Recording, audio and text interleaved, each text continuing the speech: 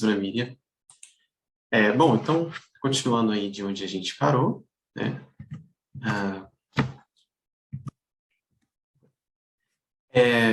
Em geral, os alunos aí sempre perguntam, né, como é que eu faço aí essas imagens, né, essas superfícies aí, esses desenhos. Bom, eu uso um software que chama Surfer, né? Ele pode ser baixado aí, ele é um software livre, né? Ele pode ser baixado nesse site, né, da Imaginar.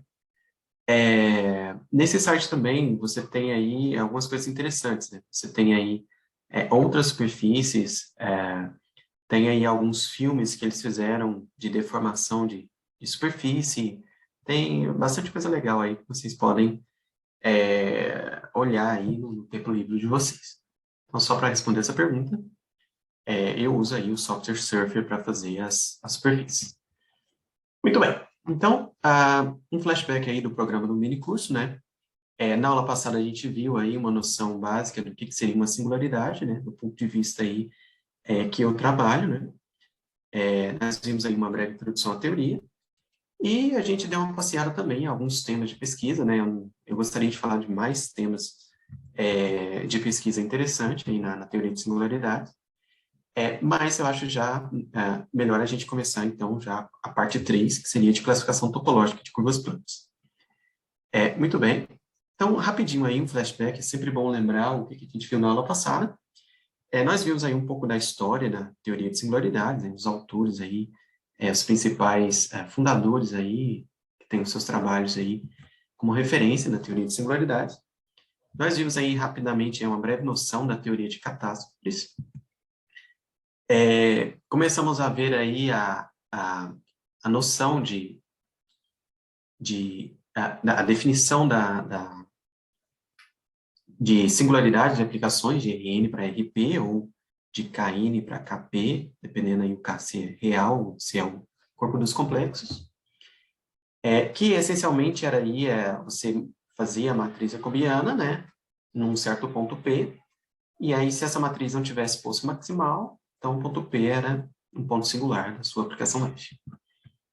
E aí a gente viu, né, um pouquinho aí sobre a xícara de café, né? A gente viu lá a cúspide, a gente brincou aí com esse exemplo aí, deformou, viu que tinha ali para alguns valores de U, a deformação era suave, para outros valores era ali aquele lacinho ali, né, à direita, né? A gente viu esse fenômeno acontecendo aí na xícara de café, era a deformação da cúspide. E logo após a gente introduziu aí o que seriam as variedades analíticas ou algébricas. E a justificativa foi porque nem sempre nós temos aí uma aplicação relacionada aí com um objeto geométrico, nem sempre ele tem uma parametrização. Então, você pode estudar as singularidades do ponto de vista das variedades, né? Seriam curvas, superfícies, etc. E a gente viu aí que uma variedade algébrica analítica é nada mais, nada menos, e a grosso modo, zero de funções holomorfas ou zero de funções polinomiais. Vimos vários exemplos aí de superfícies e curvas. E chegamos aí à definição, né, de variedade algébrica, que é uma definição bem análoga ao caso de aplicações, né? Você vai pegar aí as F1 até FK, aplicações que definem a sua variedade, vai montar uma aplicação F grande, CNCK, vai montar o jacobiano, vai pegar aí uns determinantes de uma submatriz de uma ordem apropriada, e aí você vai construir a variedade do lugar singular, né? Esse lugar singular pode ter dimensão, uma dimensão estritamente menor que a dimensão da variedade, né? Mas poderia ser, por exemplo, uma curva dentro de uma superfície. E aí a gente diz que x é singular se essa variedade sim de x, ela não é vazia.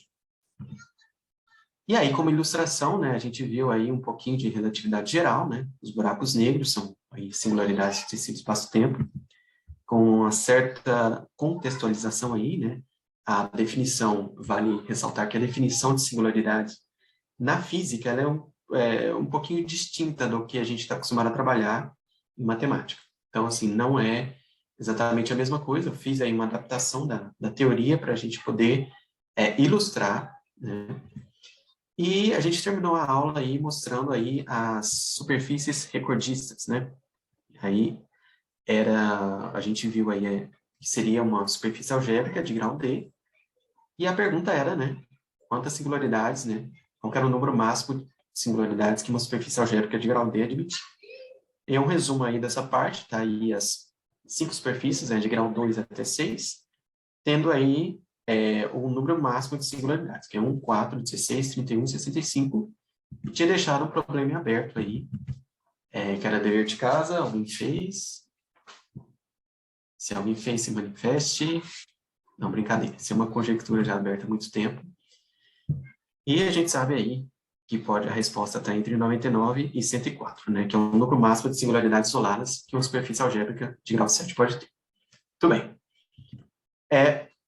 No final da aula, a professora Miriam fez uma pergunta, que uma pessoa que gostou aí da teoria de singularidades, o que ela precisa fazer depois de assistir esse curso, né, e, olha, me interessei, eu achei bacana aí a teoria de singularidades, as coisas que você estuda, que outros pesquisadores estudam também.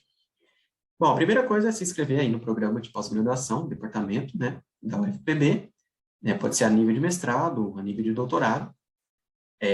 Eu acho que as inscrições ocorrem de forma semestral, né? Talvez a professora Miriam possa dar essa informação de forma mais precisa, mas eu acredito que seja semestral. E depois procurar aí um especialista que possa te orientar. Então, aqui eu coloquei, eu acho que em ordem de quem tem mais tempo de casa, eu acho que a professora Miriam, depois o Aurélio, como professor visitante que nós temos aí o Juan José Nuno Ballesteros, conhecido aí carinhosamente pela gente como Juan, e tem eu que estou chegando, né? Aí agora também posso ajudar aí. É claro que os outros três têm mais experiência do que eu, mas eu posso também aí apoiar, ajudar, né? Na parte aí de orientação. Só uma curiosidade, né? Por ser aí uma área bastante versátil, né? E um aluno, a nível de iniciação científica, pode fazer um projeto de teoria de singularidades tranquilamente. Não precisa esperar aí chegar até o mestrado ou doutorado para começar a estudar aí teoria de singularidades. Claro que existem outros programas, né? Por exemplo, São Carlos tem um programa forte, eu acho que Fortaleza também tem um programa muito forte de teoria de singularidades, mas nós também temos aqui na UFPB aí pessoas que podem aí fazer um excelente trabalho em teoria de singularidades. Bom, já fiz a propaganda do grupo, vamos seguir então com o curso. Então, hoje a gente vai ver um pouquinho sobre classificação de curvas planas. Muito bem. Então, por que classificação, né? Às vezes, por exemplo, a minha mãe às vezes me pergunta o que eu estudo em matemática, né? Se é algo muito longe da realidade do que outras pessoas comuns estudam, né? Às vezes, os matemáticos parecem não serem desse mundo, né? Mas, do ponto de vista de classificação, isso é uma coisa muito natural do ser humano. Né? É uma coisa, por exemplo, quando a gente olha para o sangue, né? A gente tem ali tipo A, tipo B, tipo AB, tipo O, e isso é uma classificação. Isso é uma classificação do tipo sanguíneo. E nós também podemos ter subclassificações, né? Por exemplo, o tipo A ele pode ser A positivo ou A negativo, B positivo, B negativo, e por aí vai. Né? Por que isso é importante? Porque quando alguém sofre um acidente, né, vai lá para o hospital e aí a pessoa perde sangue e ela precisa ali de uma transfusão de sangue, uma das primeiras perguntas que o médico vai fazer, né, qual que é o tipo de sangue da pessoa? Porque aí a gente tem uma tabela, né, de doadores e receptores de tipo sanguíneo. Então, por isso que essa classificação de tipo sanguíneo ela é importante, né? Ela tem ali a sua utilidade. Outro exemplo, né? Você está ali conversando com um biólogo, mais precisamente aí um botânico, né? E aí você vê uma planta, uma árvore, né? E aí você fica curioso, né? Você é matemático, não entende muito bem, e você quer saber, né? Que tipo é essa planta, né? E aí ele poderia falar para você, é uma briófita, é uma pteridófila, não sei, alguma coisa desse tipo. Você tem aí uma classificação. Você vai numa livraria, né? Tem ali, você quer achar um livro, o vendedor vai te perguntar, você quer um livro de autoajuda, de história, de ciências exatas, de filosofia, de romance, né? Senão você não acha nada dentro de uma livraria, né? Ou numa biblioteca. Você vai numa concessionária, você comprar um carro, aí tem... Você quer comprar um carro, você quer um hatch, um sedã, uma picape, uma SUV, eu quero um sedã. Você quer um sedã compacto, médio, premium, enfim, as pessoas normais, né, as pessoas que não... normais, eu digo no senso comum, né, na brincadeira aí, também fazem classificação da mesma forma que os matemáticos também fazem classificação, né? Então, isso é aí a atividade natural aí do ser humano, né? Eu digo que classificar ajuda a organizar quando você tem aí uma grande quantidade de informação.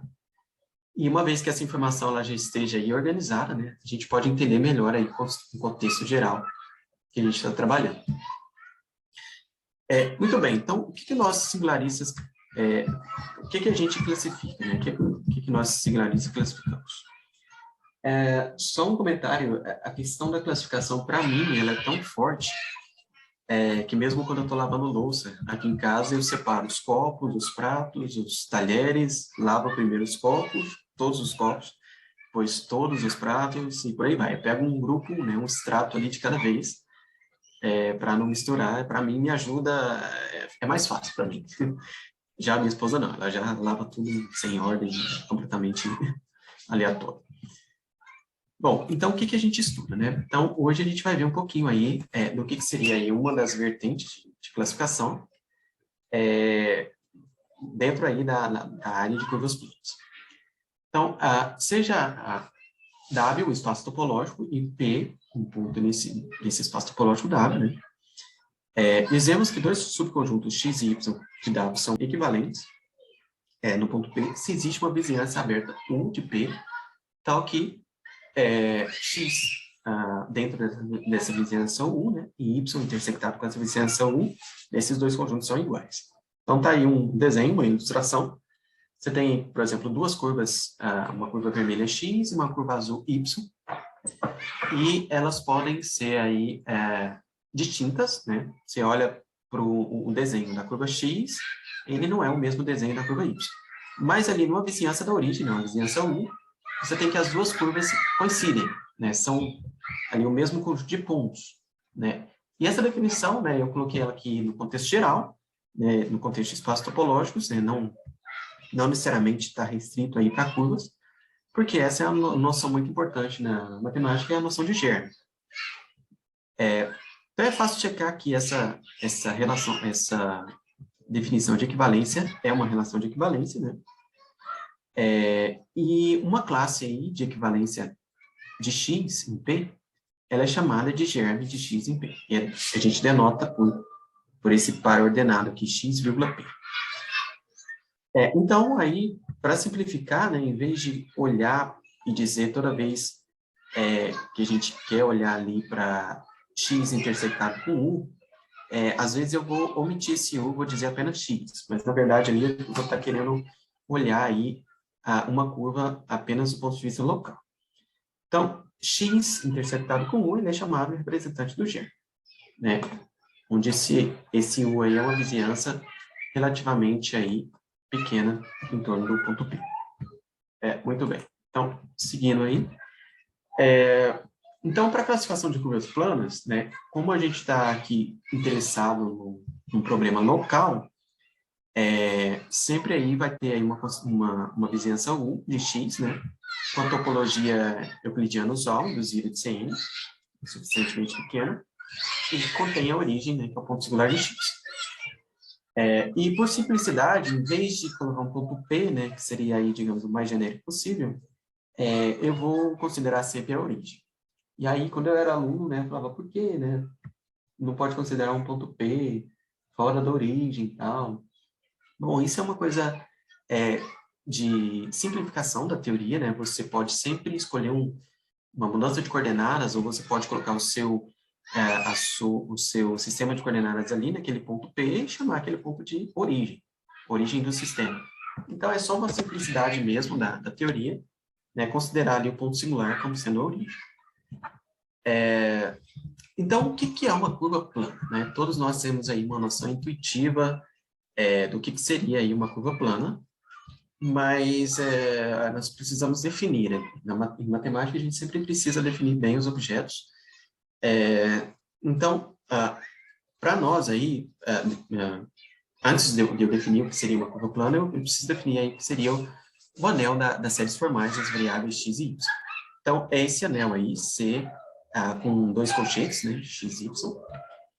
E um exemplo de elemento desse anel é essa série aí, x, 2x ao quadrado e y, mais 3x cubo y ao quadrado, e por aí vai. E aí você pode perguntar, né, professor, essa série converge? Bom, aqui a gente já está em outro ramo da matemática, que seria a álgebra, né? Então, aqui a gente não está necessariamente preocupado com questões de convergência ou não. Nós estamos pensando nesses objetos como sendo elementos de um anel, né? Da mesma forma que um número complexo é um elemento do corpo dos complexos, né? Uma matriz, né, é um elemento do anel de matrizes. Então, aí a gente não está preocupado com questões de convergência. Mas é claro, né? Sempre tem os analistas de plantão, né? Que esse anel aí, ele possui um subanel denotado por x entre chaves, né? Você tem uma chavinha aí, C de xy, perdão, com chavinhas em vez de colchetes, que é o anel de todas as séries convergentes ali numa vizinhança aberta, não vazia da origem. Então, você tem aí esse subanel. E na teoria de singularidades, né, esse anel aí ele é frequentemente denotado por O2, né? O anel das séries convergentes, né, na origem, numa vizinhança da origem. Se você olhar algum livro ou algum artigo de singularidade, você vai ver esse O2 aí. Mas eu vou tentar usar aí uma notação menos clássica da teoria de singularidades, que é o C de xy com chaves. Muito bem. Assim, né, dado uma série nesse anel aí, C de xy com chaves, uma curva plana, né, analítica, ela é simplesmente o conjunto de zeros, falta um S ali no zero, mas tudo bem, um errinho, denotada por x de v de f, né, a notação de variedade analítica que a gente está usando. Por exemplo, né, a cúspide. Você tem x2 mais y3, e o restante dos termos da série, né, tem coeficientes nulos, né? O restante da série não aparece, né? Mas é uma série, é um exemplo de elemento desse anel, né, que é a cúspide, e aí eu vou olhar ali apenas o comportamento da cúspide na vizinhança de um origem. E aí, novamente, tem sempre aqueles alunos, né, que perguntam, eu também fiz essa mesma pergunta, né? Professor, por que que você pegou a definição dessa forma, né? Por que que a gente não poderia trabalhar igual a gente trabalhou lá, com variedades analíticas de uma forma geral? Você pega ali uma função holomorfa, pega os zeros dessa função holomorfa e aquilo ali você define como uma curva.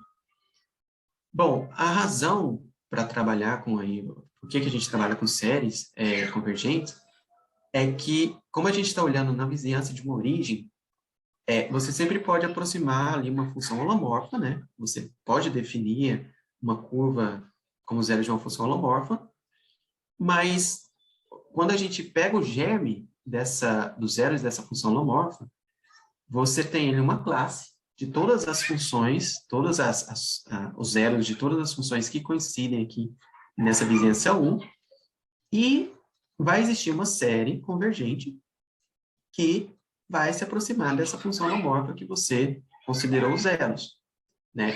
E aí você pode tomar como representante do germe a série convergente, que é muito mais simples, né? Entre aspas, de se trabalhar do que uma função holomorfa, sei lá, definida por funções transcendentes, como seno, cosseno, exponencial, e por aí vai. Então, esse aí é um outro truque de simplificação da teoria, né? É você aí estudar esse anel, né? Que teria aí os representantes de os zeros de todas as funções holomorfas, pelo menos ali na vizinhança da origem. Então, aí é um truque da simplificação da teoria. Muito bem. O anel C de xy é um domínio fatorial, então, logo aqui, dado uma f, faltou aqui um c, outro errinho, podemos escrever f de forma única, um coeficiente, uma constante complexa aqui, vezes f1, f2, fr. Aqui talvez faltaram aqui colocar expoentes, né? f1 elevado a alfa 1, f2 elevado a alfa 2, mas vamos pensar aqui que os f1s aqui, eles podem ser, eles são todos distintos, e as potências são todas de grau 1. quando isso acontece, a gente diz que é uma função reduzida, né? Você tem ali uma série reduzida, né? Mas, eventualmente, poderia aparecer um 2 aqui no F1, ou o F1 ser igual ao F2, né? Que faltou, talvez, os expoentes aqui na notação. Mas tudo bem.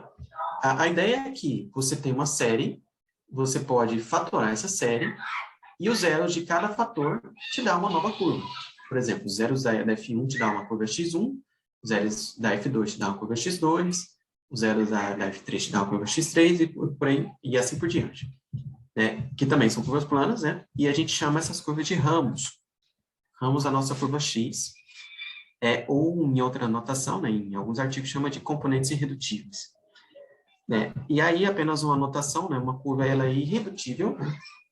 Se o R é igual a 1. Se ela se esse polinômio aqui ele é irredutível, ele não se fatora em mais de um fator, né? Você não tem mais de um fator aqui.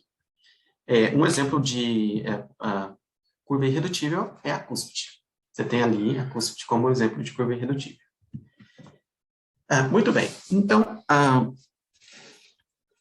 agora que a gente já tem aí já sabemos o que é uma curva, né? No nosso contexto, né? Já dei aí, espero ter convencido vocês na parte introdutória aí dessa aula que o tema de classificação é um tema relevante, né? Um tema natural até, e espero também ter convencido vocês que essa definição é uma definição apropriada para a curva, né? A justificativa por que a definição é assim.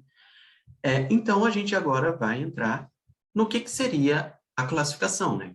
A gente quer comparar duas coisas e dizer que elas pertencem ao mesmo grupo daquela classificação. Mas que classificação é essa, né?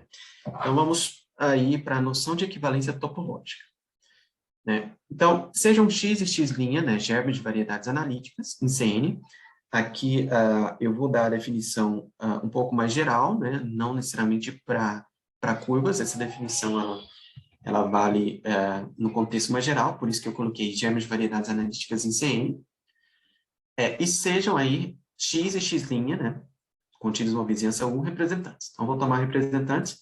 Em alguns momentos da aula eu posso não citar os representantes, mas sempre vai estar aí subentendido que a gente vai tomar representantes para fazer aí algumas definições ou alguns exemplos. Então, dizemos que x e x' são topologicamente equivalentes se existe um homeomorfismo H, que vai dessa vizinhança U em U, e leva o x em x', onde uma vizinhança aberta de CN suficientemente pequena. Então, aqui tem um exemplo, né, uma figura ilustrativa. Você tem a curva x, e aí eu vou olhar a curva x numa vizinhança de U, poderia ser uma vizinhança menor, mas tudo bem, tá essa daí. E eu vou olhar aqui para o x', que é essa curva azul, toda diferente, né? A gente não sabe se é exatamente a mesma singularidade ali que tem do outro lado, que é a curva vermelha. Então, para saber se é a mesma, né, do ponto de vista topológico, eu preciso encontrar um homeomorfismo que leva o U em U, que vai de U em U e leva a curva x em x'.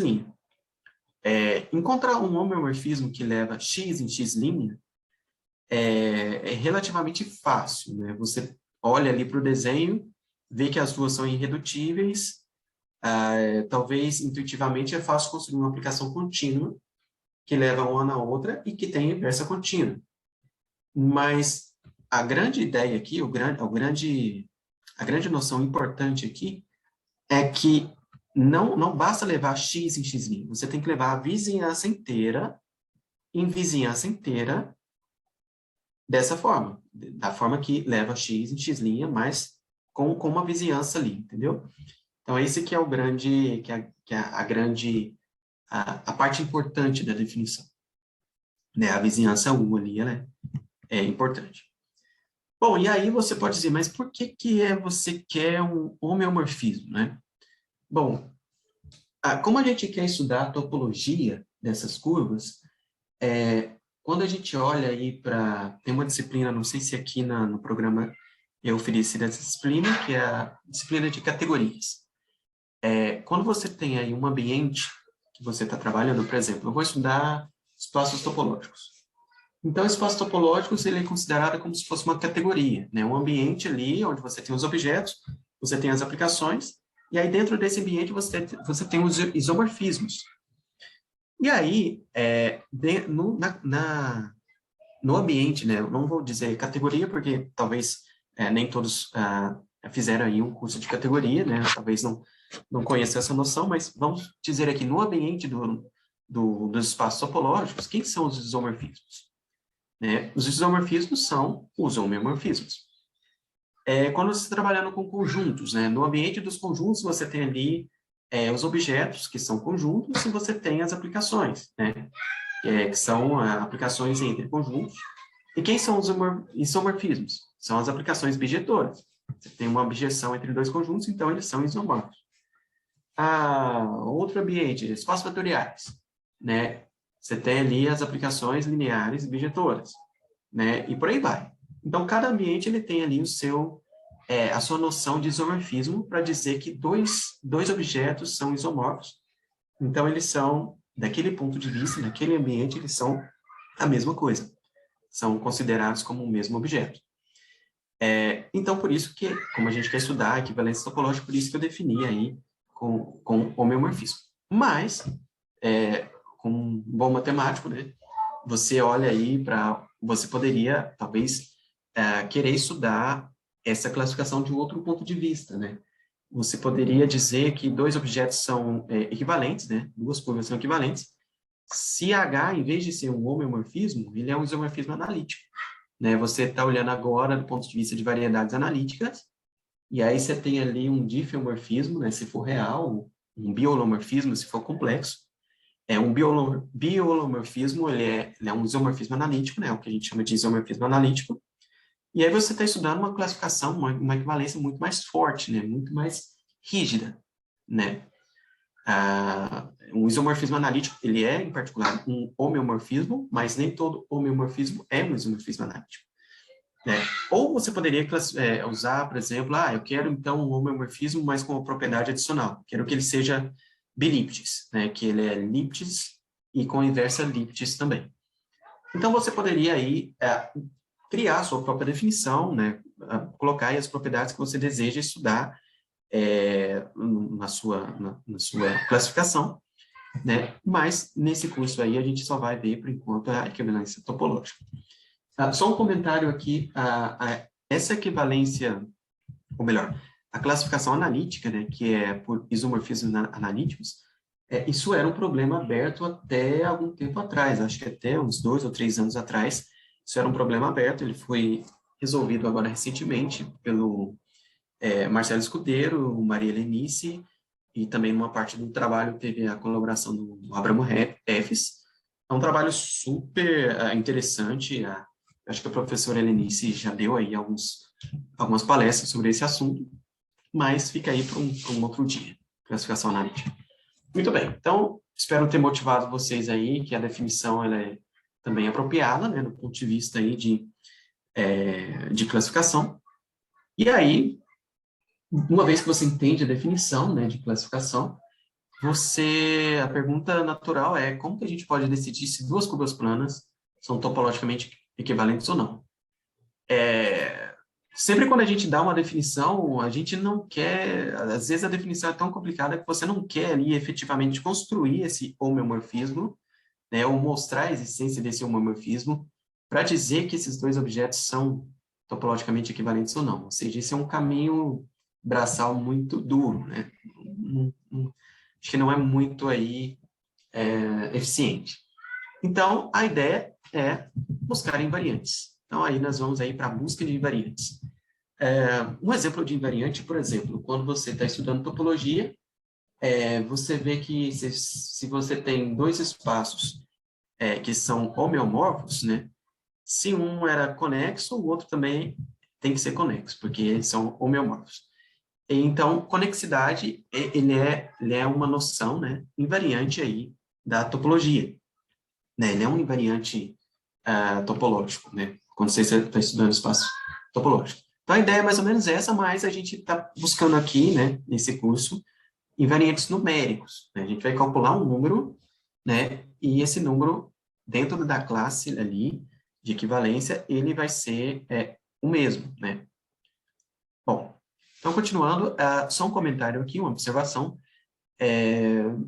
A ideia do curso seria, então, apresentar, ou pelo menos essa aula seria apresentar aí uma boa parte dos invariantes clássicos, né, de curvas planas.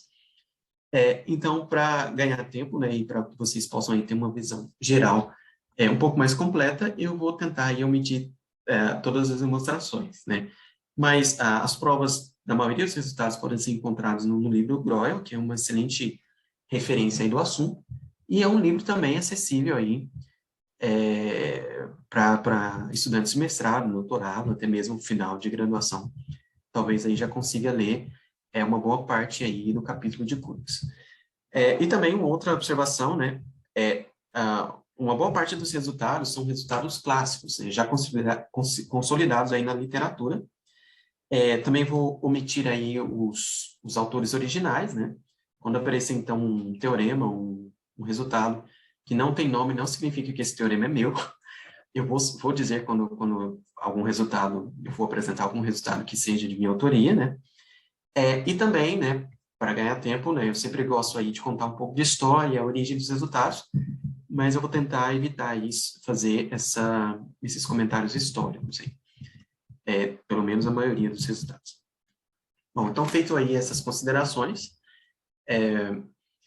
lembrando que se trata de um curso introdutório, né, então por isso que eu estou indo bem tranquilo, tentando deixar aí as definições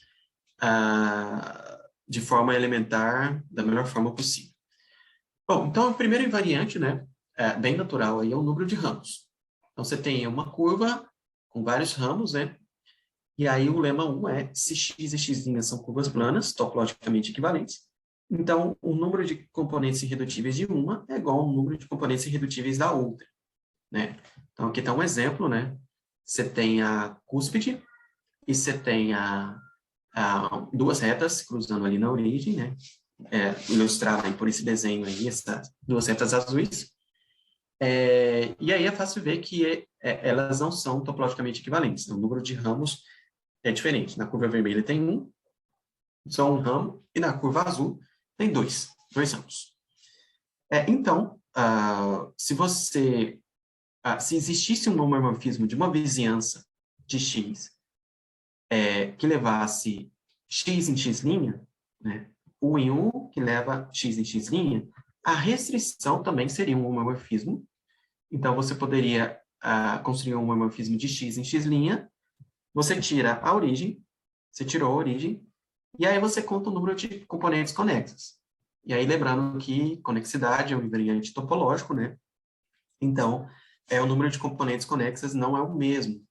Então, eles não poderiam ser, esse H não poderia ser um homomorfismo. Então, a demonstração é mais ou menos essa, né? Isso é uma ideia do exemplo, né, que eu queria passar.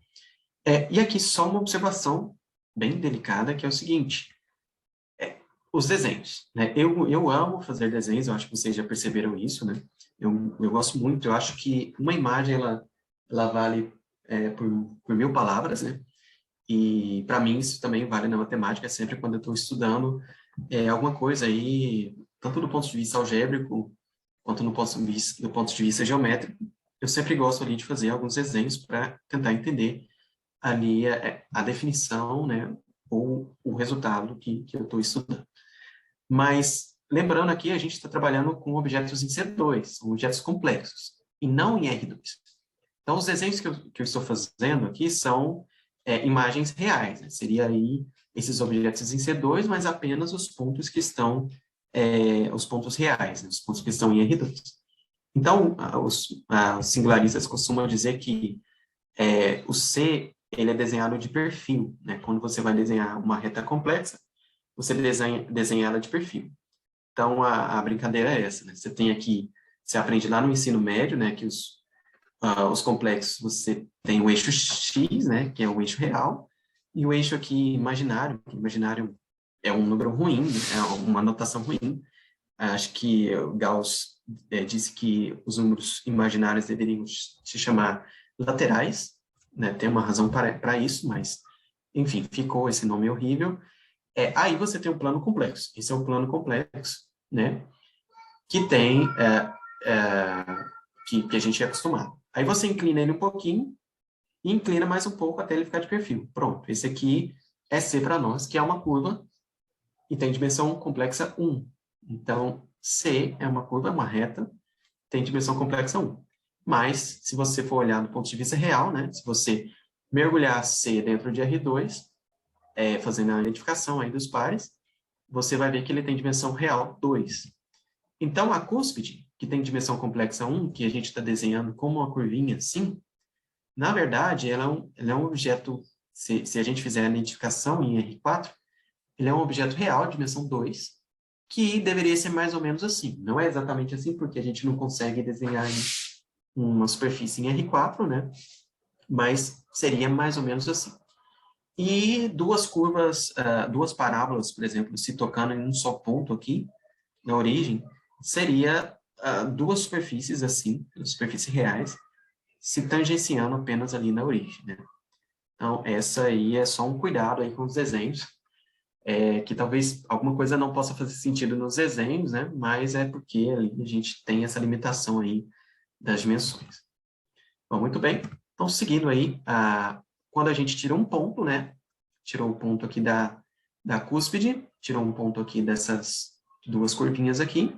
Aparentemente, a x' parece ter 4 componentes conexas, mas, na verdade, ela tem só 2. Quando a gente olha aqui para o lado direito, essas duas superfícies amarelas aqui se tocando em apenas um ponto. E o de cima, tirando um ponto da cúspide, ela continua conexa. Olha só para o desenho real. É uma superfície, tirou um ponto, ela continua conexa. Não fez nem cócegas aí na conexidade da superfície X, ou da curva X. Muito bem. Então, vamos continuar aí. Só lembrando, se alguém tiver alguma pergunta, pode fazer a qualquer momento, algum comentário. Também pode escrever no chat. Aí eu peço ajuda aos organizadores aí para me ajudar aí com a leitura das perguntas no chat, se houver alguma. Bom, vamos seguir então. E aí a pergunta é, será que o número de ramos é suficiente, então, para dizer se duas curvas planas são topologicamente equivalentes ou não? A resposta é não, né? Por exemplo, a cúspide e a reta não são topologicamente equivalentes. E uma justificativa, a gente vai dar outras justificativas ao longo dessa aula, mas uma justificativa é que tem um resultado do Acampo e do Lê, um resultado muito interessante. Eu coloquei aí, na verdade, a contrapositiva desse resultado, que diz o seguinte, né? Se x e x' são curvas planas topologicamente equivalentes, e x é singular, então x' também é singular. Esse resultado é bem mais geral, né? Eu coloquei apenas o corolário aí, no caso particular desse resultado. Então, se uma é singular e são topologicamente equivalentes, a outra também deveria ser singular. Como a reta não é singular, então a reta não é topologicamente equivalente à cúspide. Muito bem. Então, vamos seguir, né? A gente precisa, então, o número de ramos não é suficiente, a gente precisa, então, encontrar aí um outro invariante. E aí o invariante mais clássico de todos, né, pelo menos na minha opinião, mais famoso, pelo menos em teoria de singularidades, é o número de Milnor, né? Falado aí em muitas conferências, em muitos seminários, tem 300 milhões de artigos sobre o número de Milnor, generalizações e, enfim, é um invariante extremamente importante, né, na teoria de singularidades, e ele é definido, né, tentar aqui definir da melhor forma, da forma elementar, o melhor possível, né, que seria da seguinte forma. Também no contexto geral, você pega um germe de função holomorfa com singularidade isolada, f, que vai de Cn em C, e você define aí uma variedade x, que seria os zeros dessa f. Então, no nosso contexto, essa f poderia ser, por exemplo, uma série, que vai de C2 em C. E aí você vai olhar aqui para esses conjuntos, vai definir esses conjuntos, que seria o disco ou a bola fechada, clássico aí em topologia, que a gente está acostumado. Você vai olhar para a esfera, que seria ali a casquinha da bola fechada, e você vai olhar para um K, que a gente chama de, seria ali a interseção entre a esfera e a sua variedade X. Então, novamente, né, como eu gosto de desenhos, eu coloquei um desenho aí para vocês visualizarem melhor essas noções, você tem aí a esfera e você tem ali os pontos de interseção da esfera com a sua curva x, seriam esses pontos verdes, que é o que a gente está chamando de K.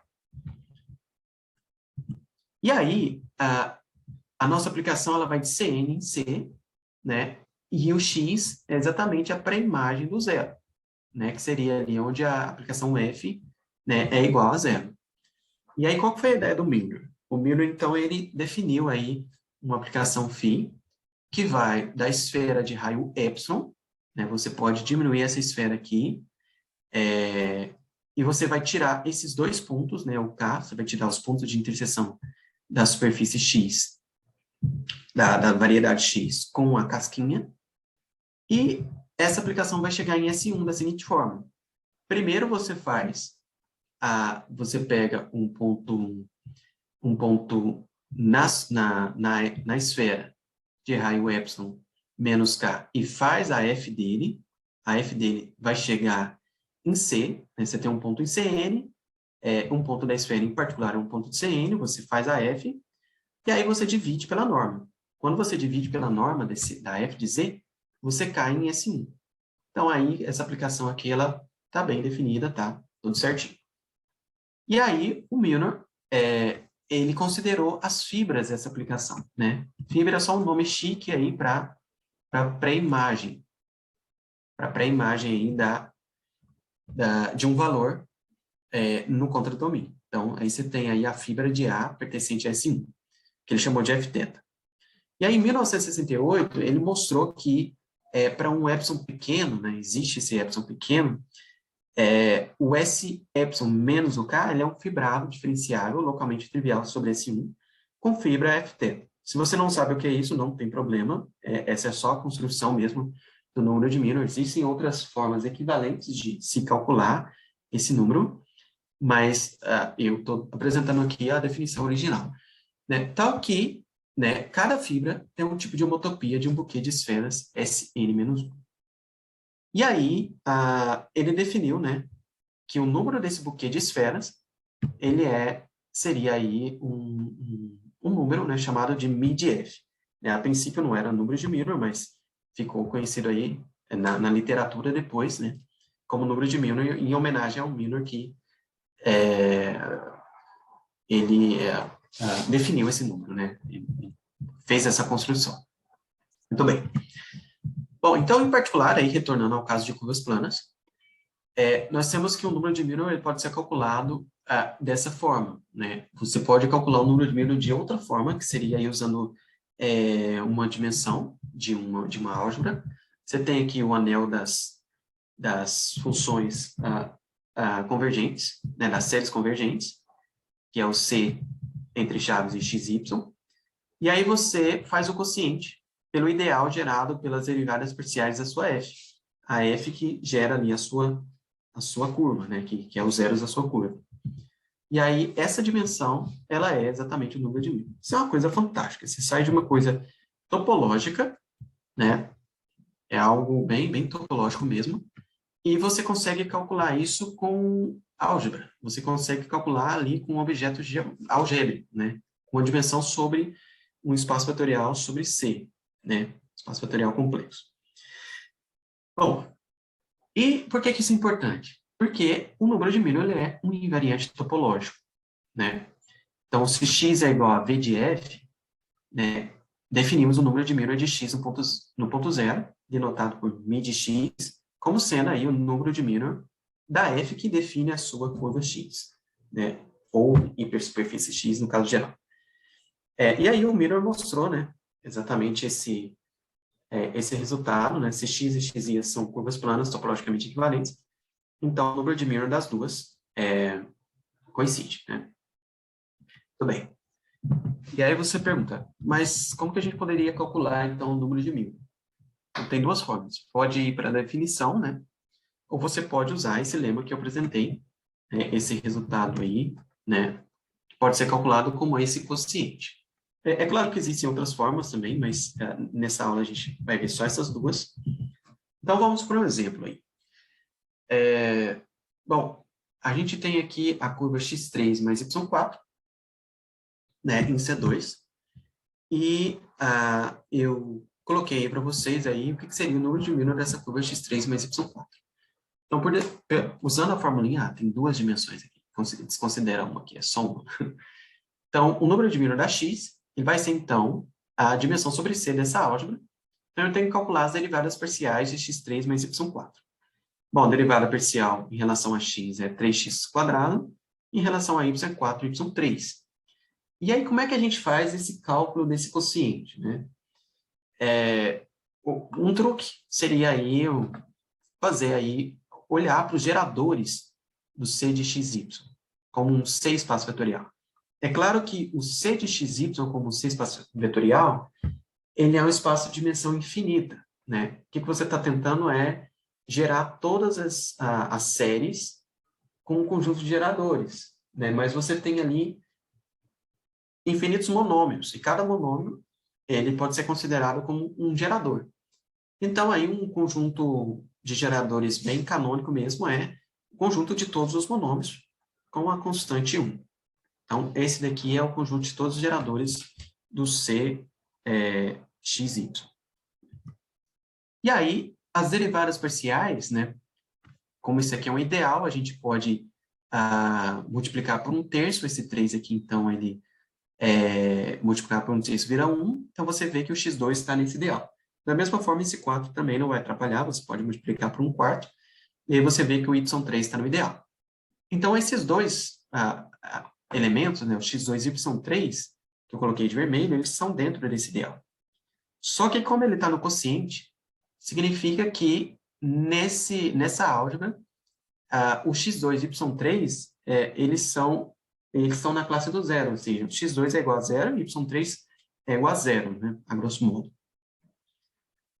E aí, você pode, como isso é um ideal também, você pode multiplicar por elementos de O2, né, ou de C de xy, e aí você vê que todos esses elementos estão nesse ideal de baixo, e, consequentemente, todos esses elementos que aparecem embaixo são zero, né, estão na mesma classe do zero. E aí o que sobra é só esse retângulo verde aí, que eu não consigo matar com esses dois, com o x2 e o y3, que é o x, o xy, o xy², o y e o y2, que são 6 geradores. Então, essa álgebra ela é gerada aí por 6 geradores, né? Então, o número de Miller é 6. Né? Tudo bem. Um outro fato é fácil ver que o número de Miller de uma curva suave, né? Faltou aqui suave, ou de uma reta, né? Uma curva que não tem singularidades, ele é 0. Né? Enquanto aí o número de Miller de uma cúspide, ele é 2. Seria aí 2 exemplos. Por que eu coloquei isso? Porque aqui a gente mostrou, né, que, voltando, que a cúspide e a reta, elas não eram, essas duas curvas não eram topologicamente equivalentes, usando aí o truque de conexidade, né? Mas uma outra forma de fazer isso é usando o número de Miller. Como era invariante topológico, um tem número de Miller igual a 0, que é a reta, e a cúspide tem número de Miller igual a 2. Então, não é o mesmo número, portanto, não são topologicamente equivalentes. E aí você pode perguntar, eu pulei um lema aqui, lema 3. Já falei desse lema, ok, já falei. E aí você, como um bom estudante, você pode... onde está? Aqui. Você vai fazer a seguinte pergunta, né? Está ali pesquisando, imagina que é a primeira vez que você viu isso, você é ali um estudante do Miller, ele te passou isso para estudar, e aí você vai perguntar para o Miller, esse número que você inventou, ele é suficiente, então, para determinar o tipo topológico de uma curva plana? Talvez mais precisamente, se eu te dou duas curvas, elas têm o mesmo número de Miller, então elas são topologicamente equivalentes? A resposta, ela é, em geral, não. Mas tem aí um conjunto particular onde a resposta é sim, é afirmativa.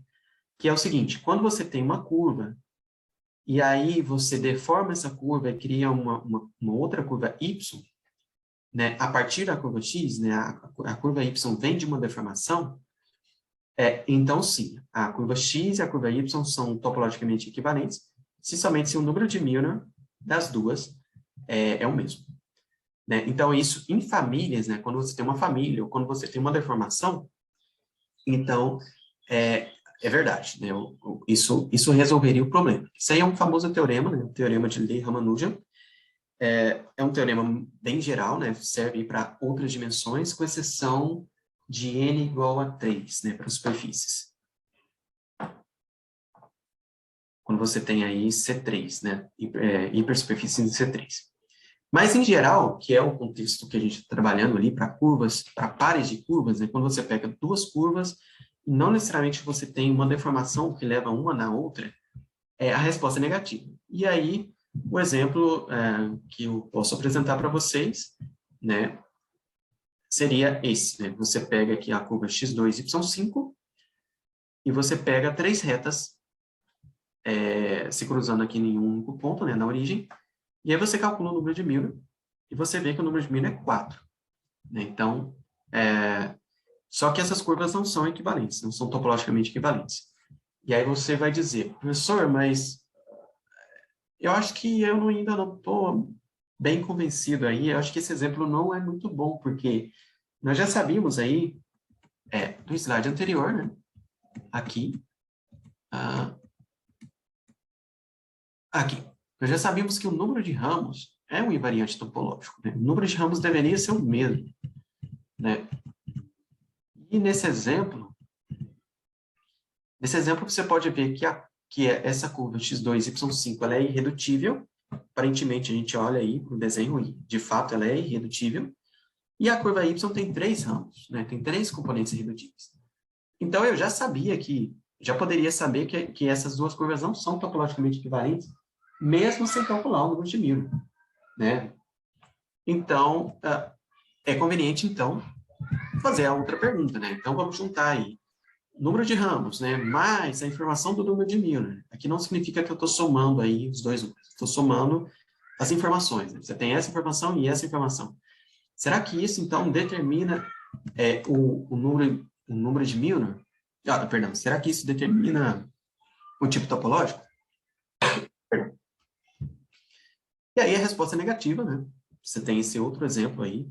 Você pode olhar para essa curva x definida por x2 mais y7, e para essa curva y definida por x3 mais y4, essa curva, ambas curvas são irredutíveis, então o número de componentes irredutíveis ou de ramos é igual a 1, e o número de Milnor da x e da y é igual a 6. Mas é possível mostrar que a x e a y não são topologicamente equivalentes. Então, a gente vai ver aí para um outro argumento, né, que eu vou apresentar aí mais adiante, que essas duas curvas não são topologicamente equivalentes. Então, número de ramos mais a informação do número de Milnor não é suficiente aí para determinar, para resolver o problema da classificação. Então, nós vamos seguir aí. Deixa eu ver aqui. Ok, foi. Então, nós precisamos de um outro invariante. Vamos lá. Vamos tentar, então, definir um outro invariante e tentar ver se com esse invariante, né, nós podemos resolver o problema.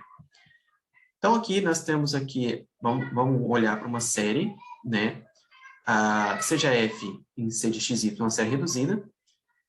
Reduzida significa que na fatoração, essa fatoração que eu deveria ter escrito lá no começo, né? Alfa f1 até alfa 1 fr até alfa r, essa é a fatoração lá que eu deveria ter escrito no começo, né? Dizemos que essa série é reduzida se todos os expoentes alfa i são iguais a 1. Né? Então, a gente vai considerar uma série reduzida dessa forma, e a gente considera, e vamos considerar a curva definida aí por essa série. E por que eu não posso considerar aí na teoria séries que não são reduzidas? Porque se algum desses coeficientes aqui forem, por exemplo, alfa 1 for igual a 2, então a sua curva, do ponto de vista que a gente apresentou, ela não vai ter singularidade isolada. Né? Você teria que, usando a definição de conjunto singular, você teria que toda a curva, todos os pontos da curva seriam pontos singulares. Né? Então, por isso que você precisa pedir aqui a hipótese de que a série seja reduzida. Então, dado então essa série e a curva definida por essa série, nós podemos associar ao objeto geométrico X um objeto algébrico que a gente chama de anel local, que é o OX, né? É o anel local da X. E ele é definido como sendo o anel de séries formais, né? Desculpa. O anel de séries formais, cosentado aí pelo ideal gerado pela série F.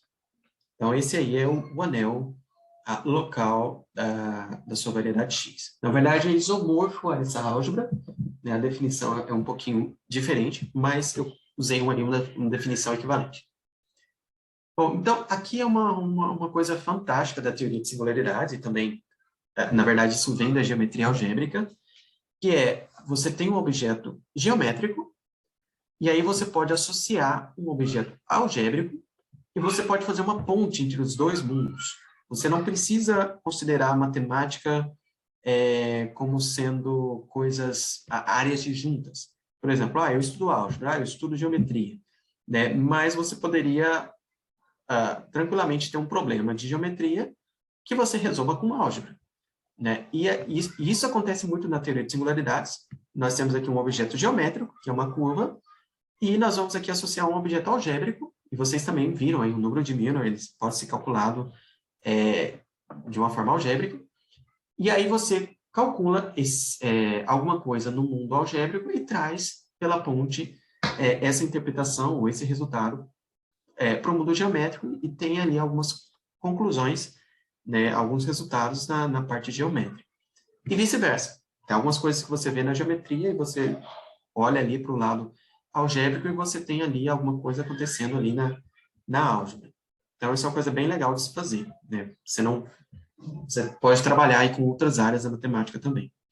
Bom, e aí, qual que é a ideia, então, de trabalhar com esse anel local?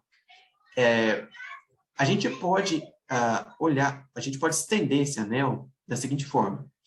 Se a F aqui ela tinha R ramos, né, F1 até FR, você pode, então, encontrar uma inclusão, né, ou melhor, você pode encontrar uma extensão desse anel, que seria dada por C de T1, soma direta até C de TR. T1 e TR são variáveis, são novas variáveis, que a gente chama de O barra X, né?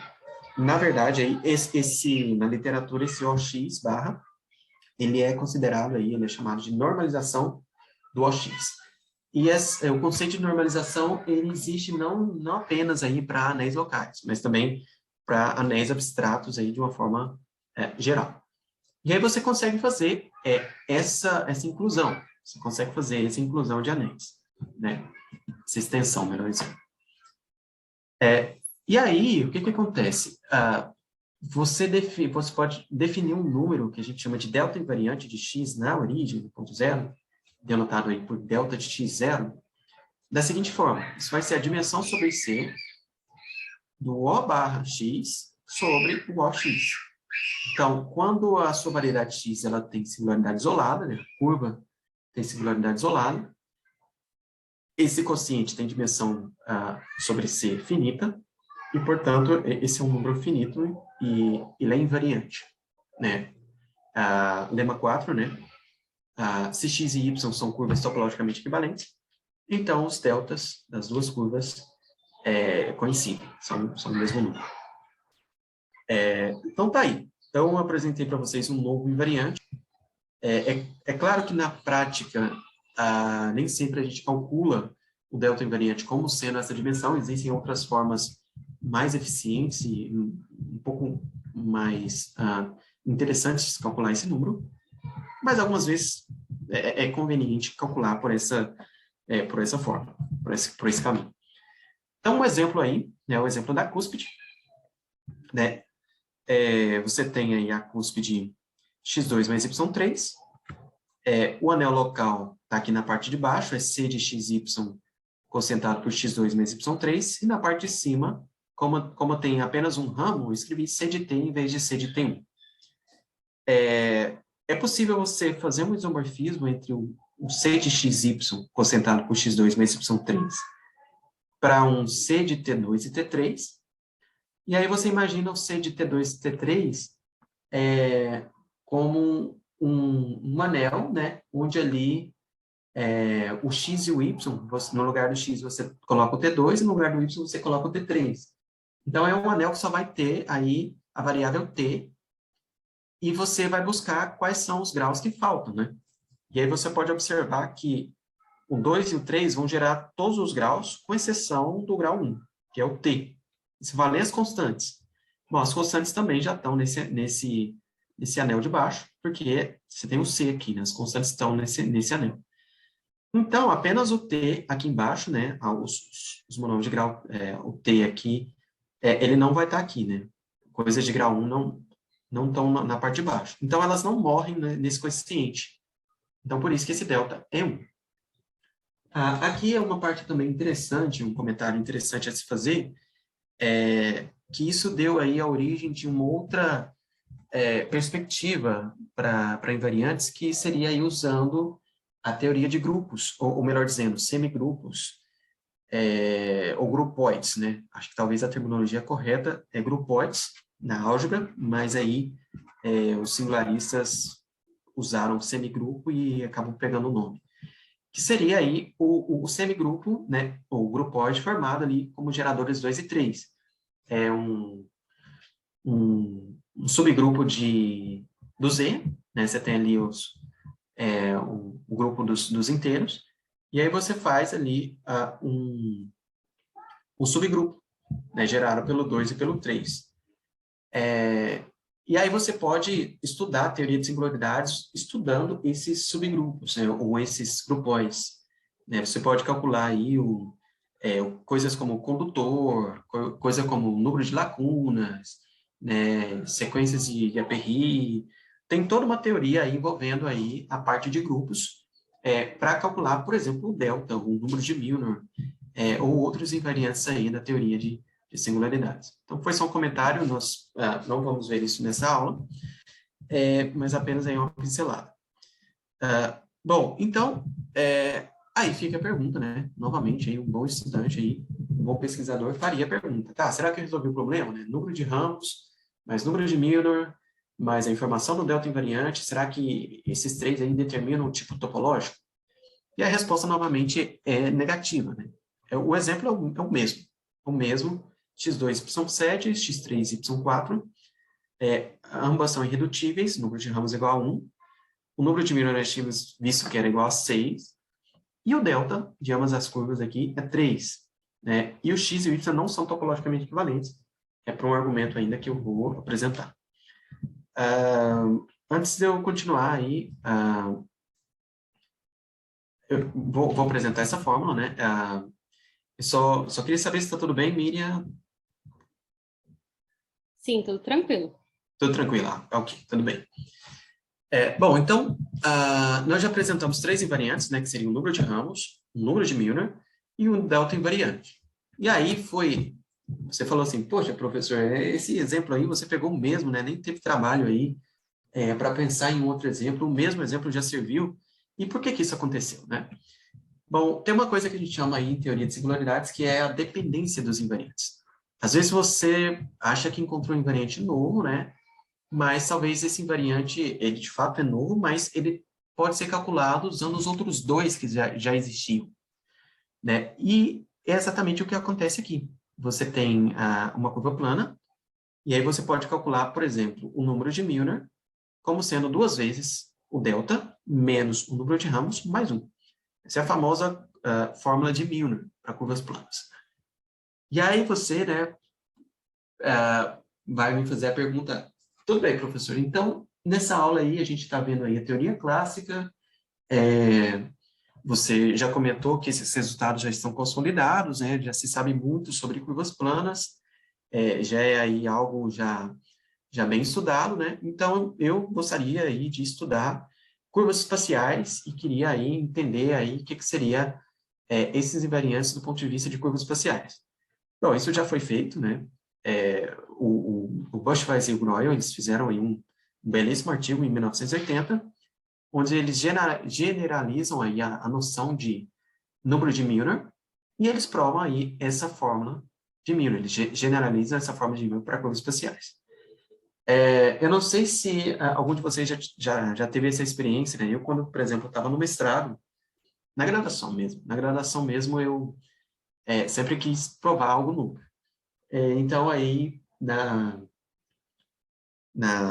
no segundo período, né, a gente estava vendo ali como se calculava os determinantes, não, no primeiro período, como se calculava os determinantes, né, de matrizes 3x3, e aí o professor apresentou a definição geral para calcular o determinante de uma matriz de ordem qualquer, n por n.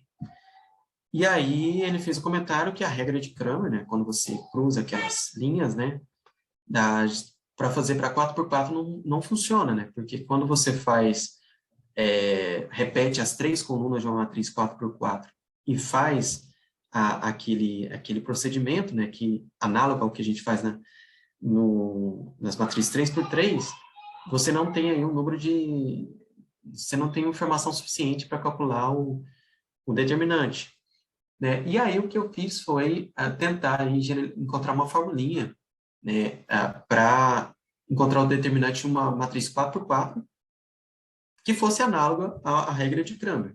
O que eu fiz foi repetir o procedimento 3 vezes, fazendo aí uma permutação distinta das três colunas. Bom, enfim, esse só foi um comentário para dizer que eu queria provar algo, né, diferente.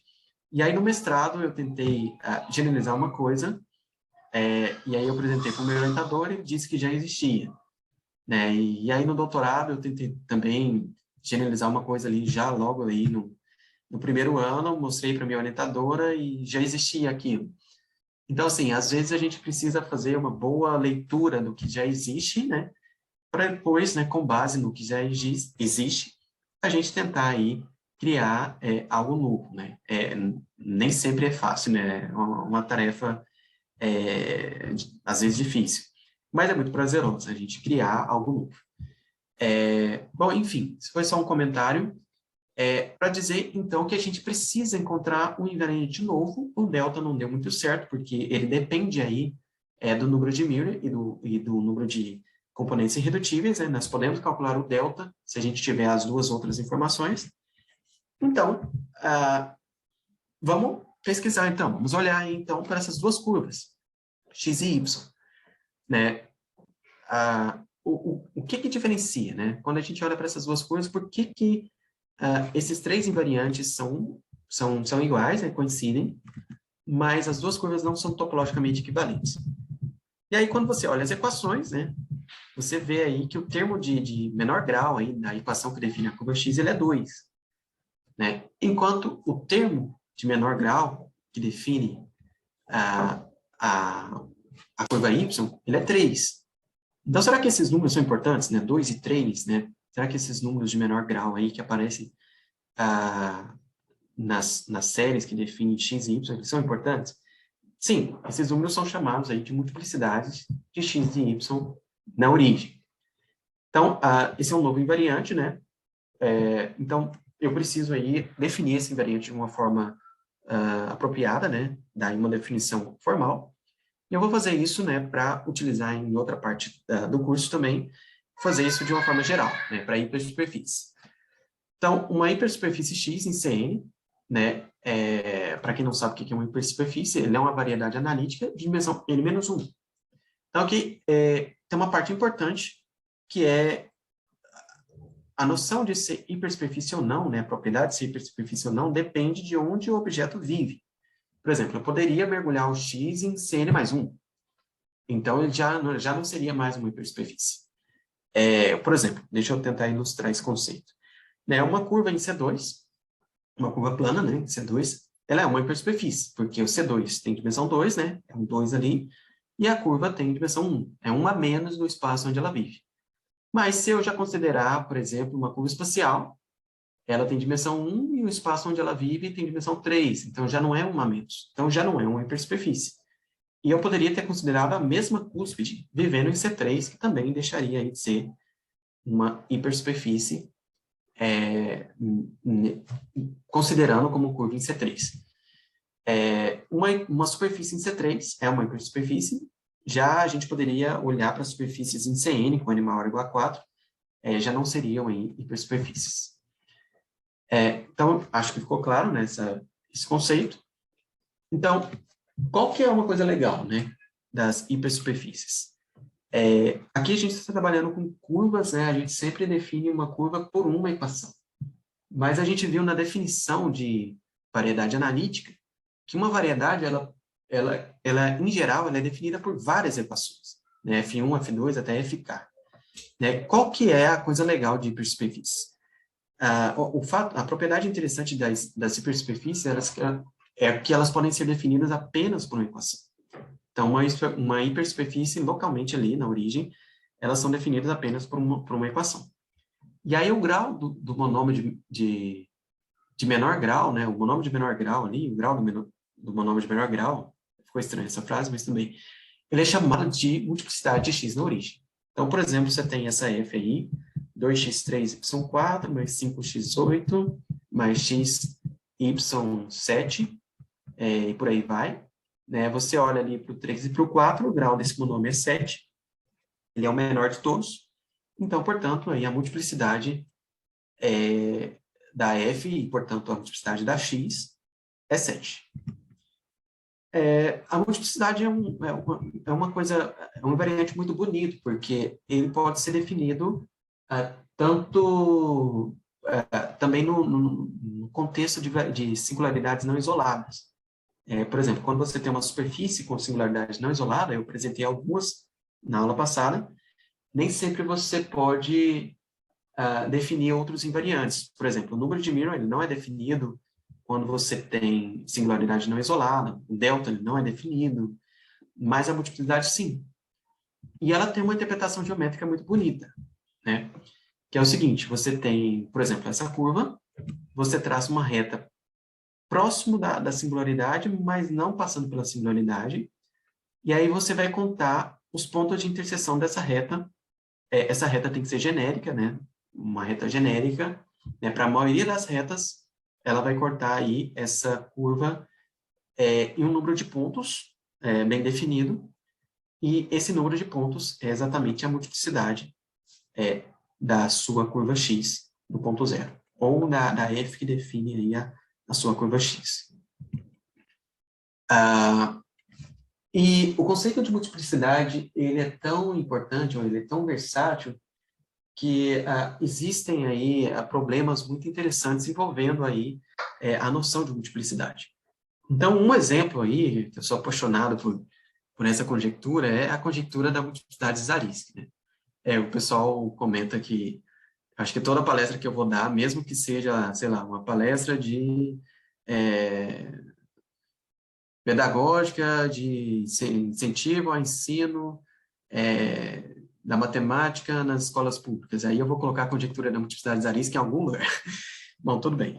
Eu sou fascinado por essa conjectura. Ela foi proposta por Zariski em 1970, 1971, por aí. E ela diz o seguinte: você tem duas hipersuperfícies, x e y, que são topologicamente equivalentes. É a mesma noção que eu apresentei para vocês, um homeomorfismo de um aberto no aberto que leva a x em y. E aí, a pergunta é, será que as multiplicidades são iguais? Aqui, como está a conjectura, talvez não deveria estar a pergunta, né? Foi um erro aqui de colocamento, né? Da forma como eu coloquei. Mas, tudo bem, podemos fazer uma pergunta, né? Será que as multiplicidades são a mesma, né? Você tem duas hipersuperfícies topologicamente equivalentes. Será que as multiplicidades são a mesma? E aí você tem aí uma literatura muito extensa sobre a conjectura de Zariski. Você tem aí, essa data aqui ela está um pouquinho imprecisa, não foi necessariamente em 1971 que o caso N igual a 2 foi provado, um pouco antes, mas tudo bem. O caso N igual a 2 foi provado pelo próprio Zariski, e N igual a 2 é importante porque é exatamente o caso onde a gente está trabalhando. Então, para curvas planas, que são hipersuperfícies, a multiplicidade de duas curvas planas que são topologicamente equivalentes é a mesma. Então, o corolário é que a multiplicidade é um invariante topológico para curvas planas. Mas, saindo de curvas planas, já aí a gente só tem casos particulares, né? Você tem aí, por exemplo, o caso suave, que é o resultado do acampo, né? Se a x for suave e for topologicamente equivalente a y, então a y também é suave. Eu apresentei a conta positiva desse resultado no começo aí, né? No começo da aula. Você tem aí também para superfícies em C3, que se a multiplicidade for 2, também funciona a conjectura. E aí as pessoas começam a colocar aí mais hipóteses, por exemplo, a hipótese de quase homogeneidade, né? Se as aplicações que definem as suas hipersuperfícies são quase homogêneas, então vale se n for igual a 3 também. E aí você coloca mais condições, por exemplo, se H for um C1 difeomorfismo, é um resultado do Efraim, do Trotman, então vale a conjectura. Se for biliptis, né, um resultado do Weiser e do Trotman, então vale a conjectura. Então eu poderia ficar aqui o resto da aula inteirinha falando aí de toda a literatura extensa que tem sobre a conjectura de Zariski, né, um resultado pesquisado até hoje, né, e mesmo hoje, em 2022, né, nós temos aí resultados saindo aí, tem os resultados da professora Cidinha, do Christopher Heral, do Edson Sampaio, do Alexandre Fernandes, do David Massey. Eu mesmo dei uma contribuição para essa conjectura. Eu apresentei uma classe, né, de exemplos, onde esses exemplos tinham singularidades não isoladas e a conjectura era verdadeira nessa classe, né? Eu posso comentar isso, se der tempo, nas próximas aulas. Então, até hoje, são publicados resultados sobre a conjectura de Zariski. É muito fascinante essa conjectura, pelo menos eu penso que sim. E aí, de uma forma surpreendente, no ano passado, aí, mais ou menos em novembro, eu assisti um seminário, né, em Bilbao, na Espanha. Na verdade, foi remoto esse seminário, né, mas lá também tinha um público presente. E aí, dois pesquisadores, né, o Javier Fernandes Bobadilla e o Tomás Pelka, quem estava dando a palestra era o Pelka, eles anunciaram ter provado aí a versão para famílias, né? Então, também tem a versão da conjectura de Zariski, que é uma versão também muito importante para famílias, e eles anunciaram ter provado a versão para a família de hipersuperfície com singularidades isoladas, com exceção aí do caso n igual a 3, né, que eles usam aí o teorema do cobordismo, e aí tem essa limitação aí no de Ramanujan, né, dessa dimensão. O resultado ainda está sobre análise aí dos especialistas, né, foi submetido aí a análise, e se ele estiver correto, provavelmente aí na literatura vai ser considerado por muitos aí o principal resultado, né, o principal avanço na resolução dessa conjectura aí em muito tempo, né, ela está aberta aí há mais de 50 anos. Bom, enfim, se alguém tiver aí alguma ideia, me conte, a gente pode trabalhar junto aí para tentar resolver essa conjectura. E também você pode pensar que tem contra-exemplo, né? Não necessariamente você precisa provar a conjectura. Você pode achar aí, como a gente está fazendo aqui no curso, né, dando contra-exemplos para perguntas que a gente faz sobre os invariantes, você pode dar um contra-exemplo para a conjectura. E aí, dando um contra-exemplo, você mostraria que em dimensões maiores, né, para curvas já foi provado, mas em dimensões maiores, a multiplicidade não seria um invariante topológico. Muito bem. Então, continuando com o curso. Então, a gente já viu aí 4 invariantes, né? Nós já vimos aí... não, desculpa. Já vimos 4 invariantes, né? Já vimos aí o número de ramos, o número de Minow, o delta invariante, e agora a gente viu a multiplicidade. E aí agora a gente vai usar todo o poder de fogo que nós temos, vamos usar esses 4 invariantes aí de forma conjunta, e aí você faz a pergunta, será que eles determinam o tipo topológico de uma curva plana? Se eu pegar 2 curvas planas, calcula esses 4 números são iguais nas 2 curvas, será que as 2 curvas são topologicamente equivalentes? E aí, infelizmente, a resposta é não, né? O exemplo aí um pouco mais sofisticado, né? Você vai considerar essas 2 curvas, dadas por essas equações um pouco grandes aí, y6 menos 2x a quarta y3, e por aí vai, e a y é bem parecida, y6 menos 3x cubo y quarta mais, por aí vai a equação, até x10. E aí você pode mostrar, é possível mostrar que são irredutíveis. O número de Miller dá 42, a gente aumentou aqui o número de Miller. O delta invariante dá 21, e as multiplicidades são as mesmas, 6. Mas é possível mostrar que essas curvas não são topologicamente equivalentes, para um outro argumento que eu vou mostrar aí mais adiante. E aí você fala, professor, mas eu estou desistindo então da pesquisa, vou embora, não quero, esse problema não tem solução e tal. O que então eles fizeram, né? Qual que é aí a história, né, desse problema, né? Porque quais são os invariantes que resolvem o problema da classificação de curvas planas? Bom, então os invariantes são, na verdade, aí um conjunto de números, né? É mais ou menos o que a gente está fazendo aqui, um conjunto de invariantes, né? Mas não são esses invariantes, né? Um outro conjunto de números chamados aí de expoentes característicos e multiplicidade de interseção. Então, aí, para ficar um pouco mais didático, né? Vamos dividir aí a solução do problema de classificação em dois casos. Vamos fazer o caso irredutível, onde a gente só tem um ramo, né? E vamos tratar o caso não irredutível depois.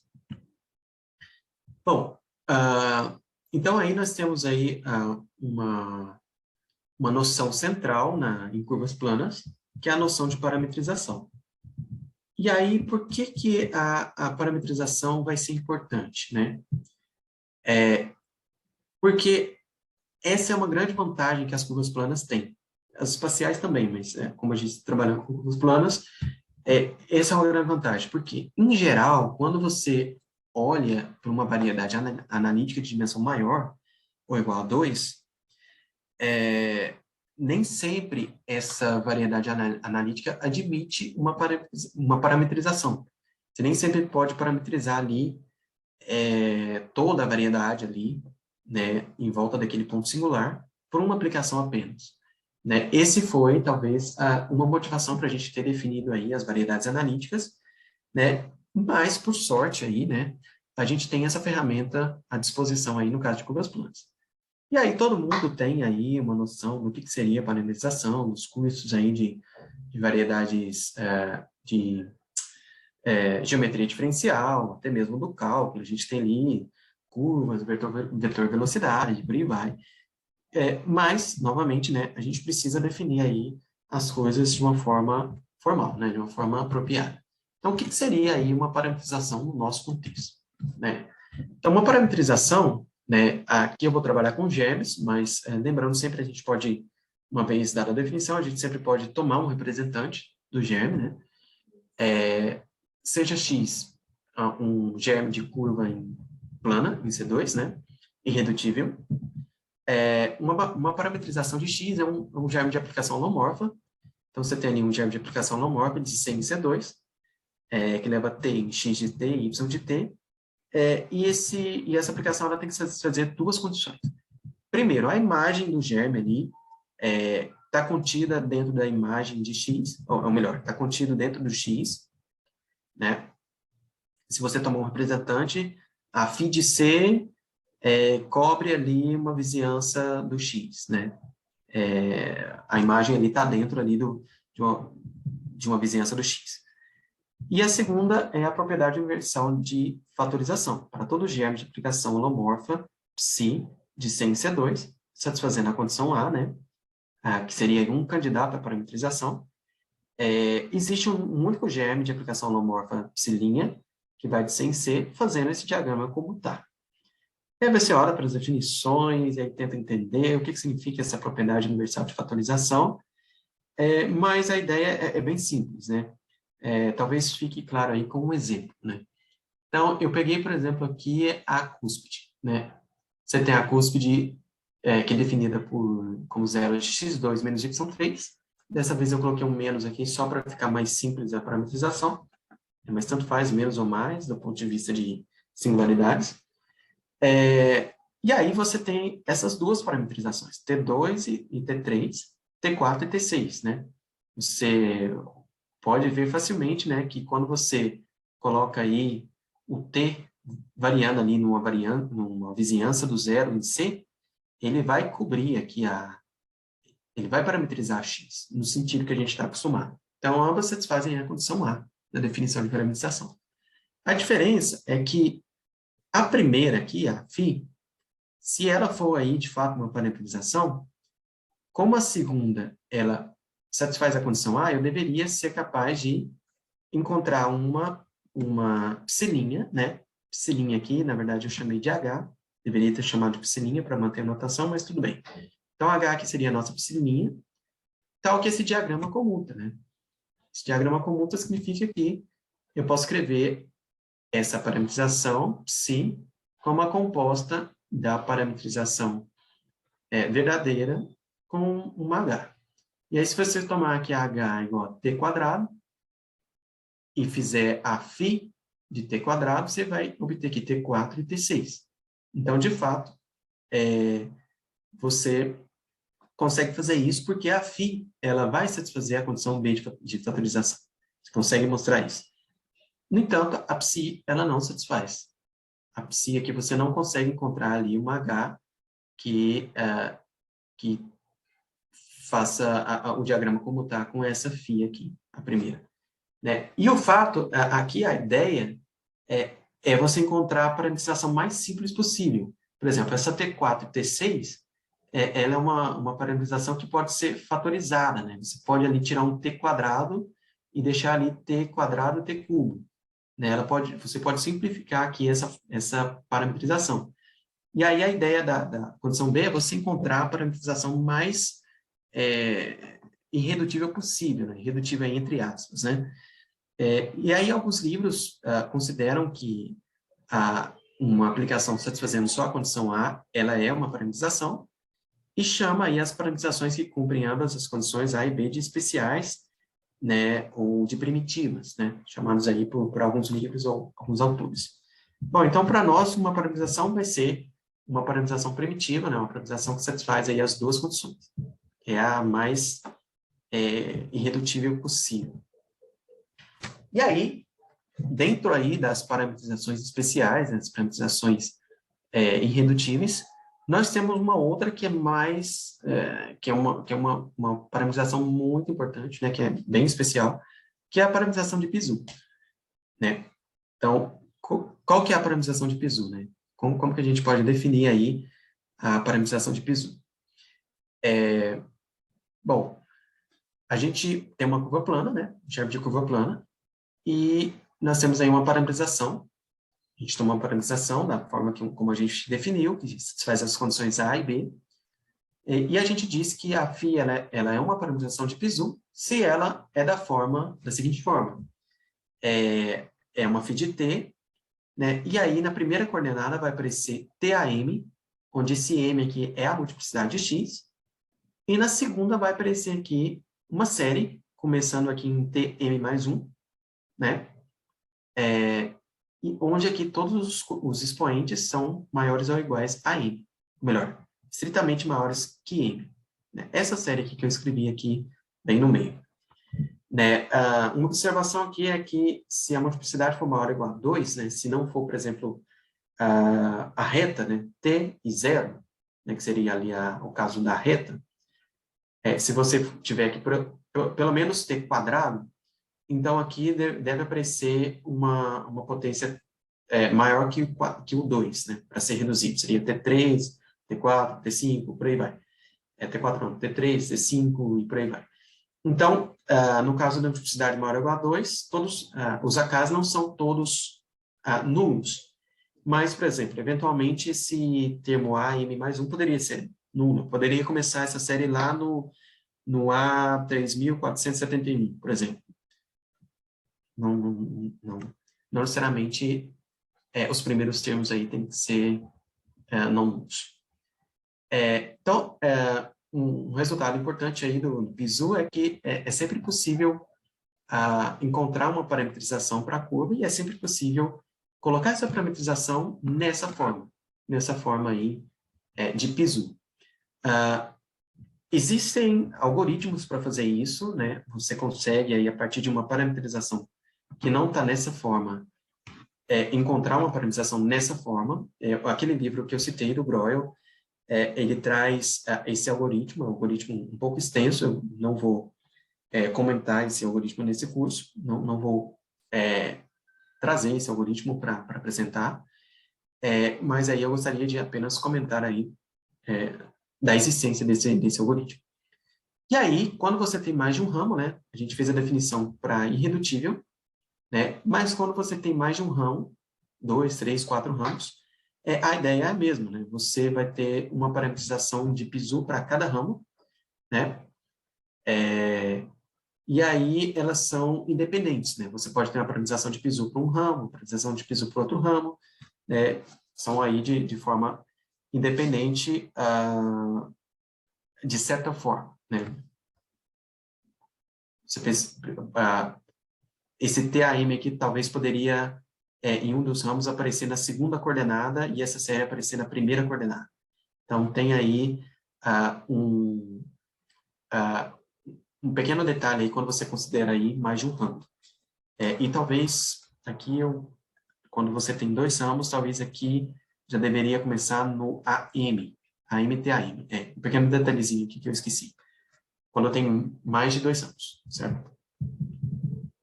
Mais de um ramo, né? Maior ou igual a 2. Bom, então, feito essas considerações, né, nós já temos aí a parametrização aí em mãos, né?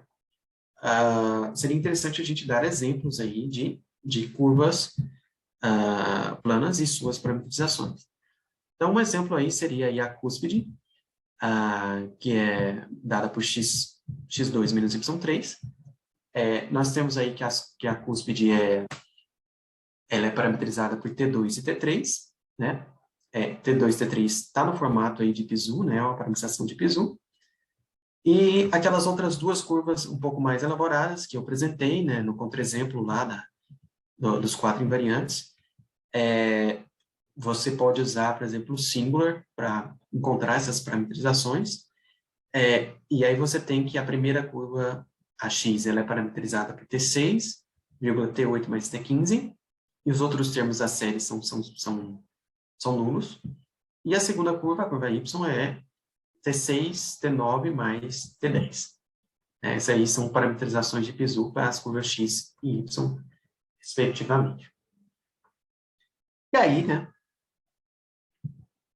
de posse aí da parametrização de Pisu, né, que é uma ferramenta muito forte aí de curvas planas, né, em geral, quando você sai do ambiente de curvas planas, não necessariamente você consegue aí uma generalização dessa ferramenta. Então, de posse aí da definição, ou seja, da ferramenta da parametrização de Pisu, a gente vai definir aí um outro tipo de invariante, na verdade, uma sequência de números, que são os expoentes característicos de uma curva irredutível x. Então, seja x uma curva, eu esqueci de colocar, mas irredutível, uma curva plana irredutível, e considere aí uma parametrização de Pisu. Uma parametrização onde a primeira coordenada é TAM, M é a multiplicidade, e aqui eu tenho B1, T-alfa1, mais B2, T-alfa2, mais uma série de termos aí infinitos. E aqui eu já fiz diferente, né? Aqui a gente já faz diferente para definir os expoentes característicos. A gente já coloca os que não são nulos, né? Então, por exemplo, aqui o AM mais 1 poderia ser 0, né?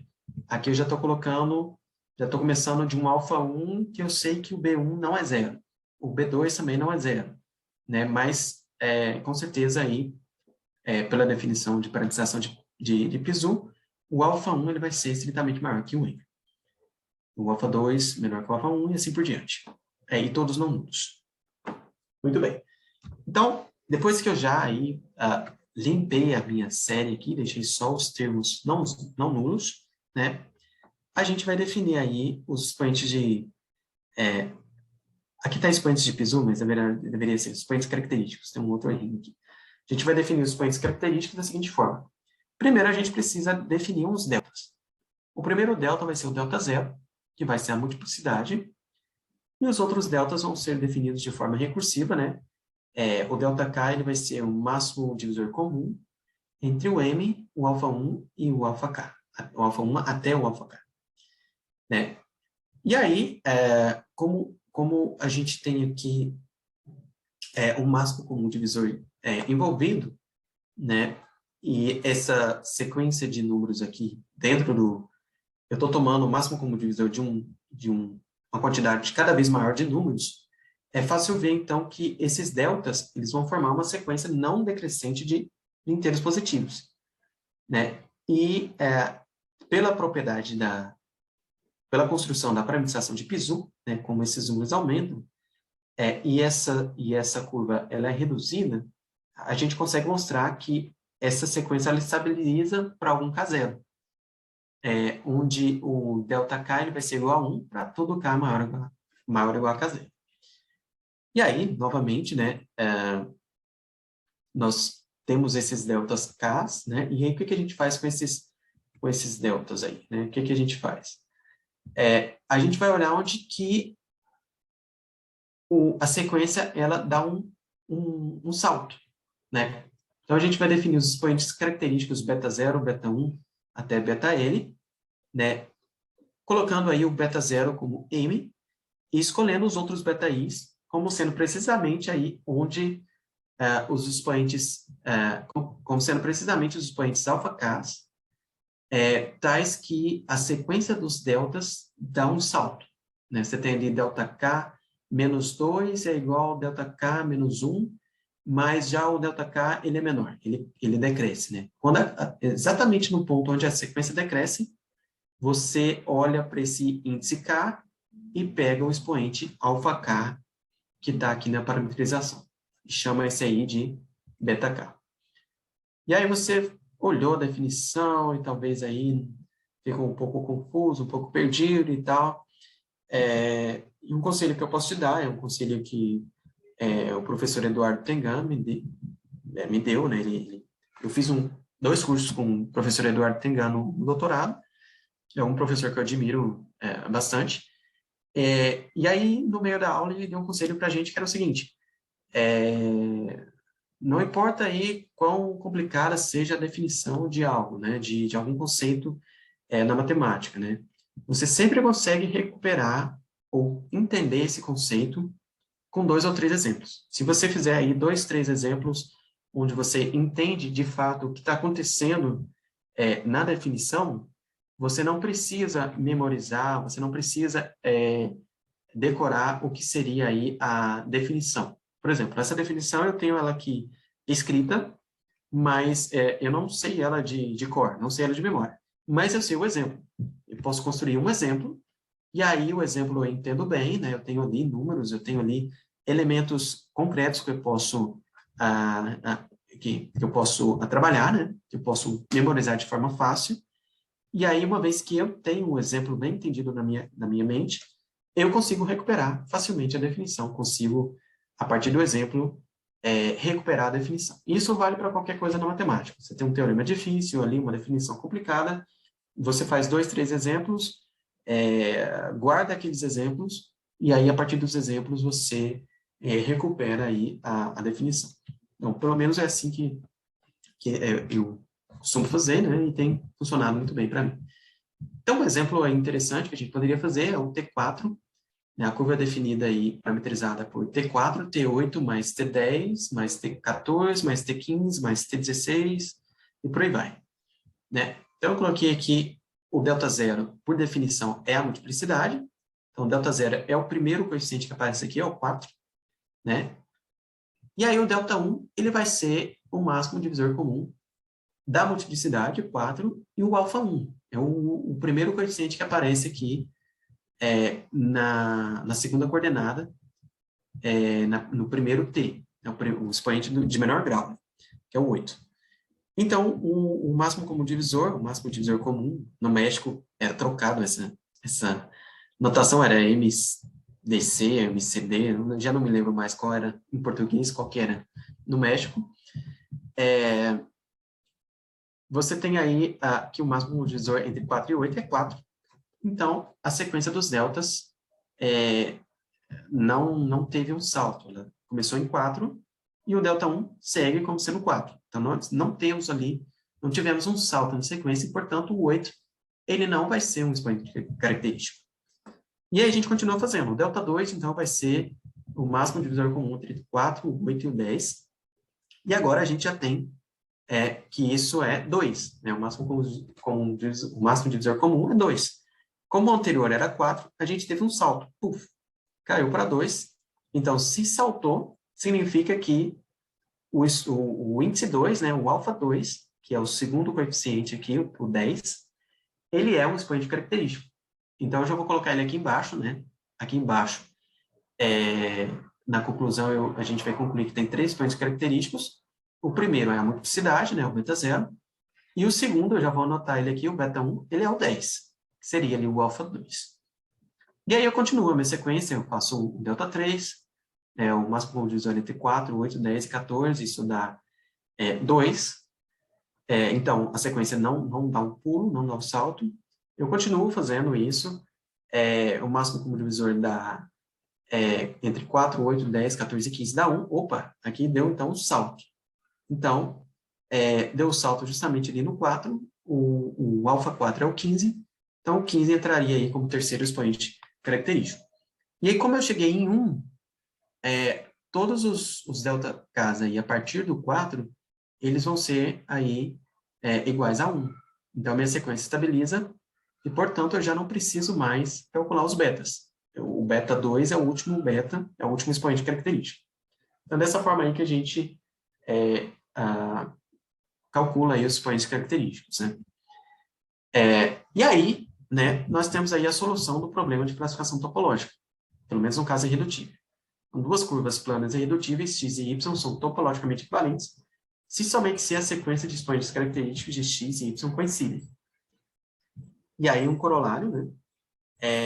Seja x uma curva plana irredutível, né?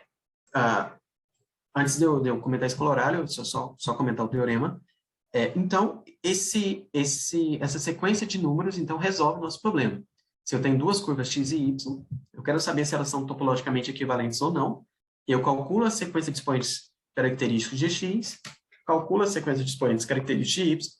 Se essas duas sequências de números coincidem, né, são a mesma sequência, então, essas curvas são topologicamente equivalentes.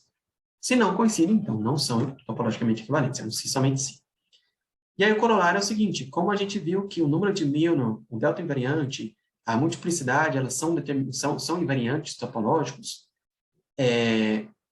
então, teoricamente, é possível recuperar esses números pelos expoentes característicos. Ou seja, se eu pego uma curva plana irredutível x, calculo os expoentes característicos, apenas com a informação dos expoentes característicos, eu poderia, teoricamente, calcular o número de Milnor, calcular o delta invariante e calcular a multiplicidade da minha curva. É claro que a multiplicidade é bem trivial, né, o beta 0, mas aí o cálculo do número de Milnor e do delta invariante já não é algo tão direto, tão trivial. Eu posso comentar isso, talvez, se alguém se interessar, eu posso comentar isso depois, como que se faz esse cálculo. Então, aí um exemplo, né? Por que aquele contra-exemplo que eu apresentei, né? Aquelas duas curvas não eram topologicamente equivalentes. A gente viu que tinha o mesmo número de ramos, o mesmo número de Milnor, o mesmo delta e a mesma multiplicidade, mas eu fiquei devendo aí, era uma promessa, mostrar que essas duas curvas não eram topologicamente equivalentes. Então, a razão é que a gente já viu aí a parametrização de Pisu para ambas as curvas, T6, T8, T15, T6, T9 e T10. E aí, fazendo a mesma coisa que a gente fez aí no exemplo, né, calculando os deltas e calculando os expoentes característicos, a gente vai encontrar que os expoentes característicos da x, eles são precisamente 6, 8 e 15, enquanto que os expoentes característicos da y são 6, 9 e 10.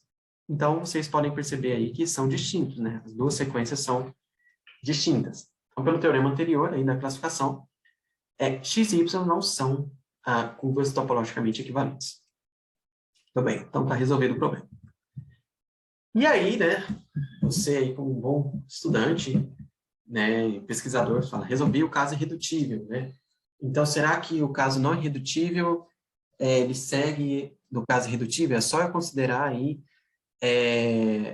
no caso de 2 ramos, por exemplo, é só considerar a sequência de cada ramo, e aí eu eu já vou ter aí o controle do tipo topológico, já vou poder dizer se duas curvas, com dois ramos cada uma, são topologicamente, eu quero saber se são topologicamente equivalentes, basta calcular a sequência de expoentes características de um ramo, a sequência de expoentes características do outro ramo, e comparar com as duas sequências dos outros dois ramos da outra curva. Será que isso é suficiente? Bom, eu já adianto que isso não é suficiente, né? O que a gente precisa fazer, a gente precisa controlar o contato entre os ramos, e essa aí vai ser a última parte da aula, né? Eu vou falar rapidinho aí sobre como que a gente faz aí para controlar o contato entre os ramos e resolver aí o caso não irredutível. Então, nós temos aí, vocês podem ver aqui, eu coloquei uma ilustração, né, de uma parábola com uma reta tangente, tangenciando ali na origem, e aí você tem a mesma parábola com uma reta cruzando ali de forma transversal, né? E aí, o que acontece se você mexe a reta que tá cruzando de forma transversal? Você sobe ela, mexe ela ali um pouquinho, né? Você pode observar que nós ainda vamos ser apenas um ponto de interseção, né? Ali o contato ali vai ser ainda apenas um ponto de interseção.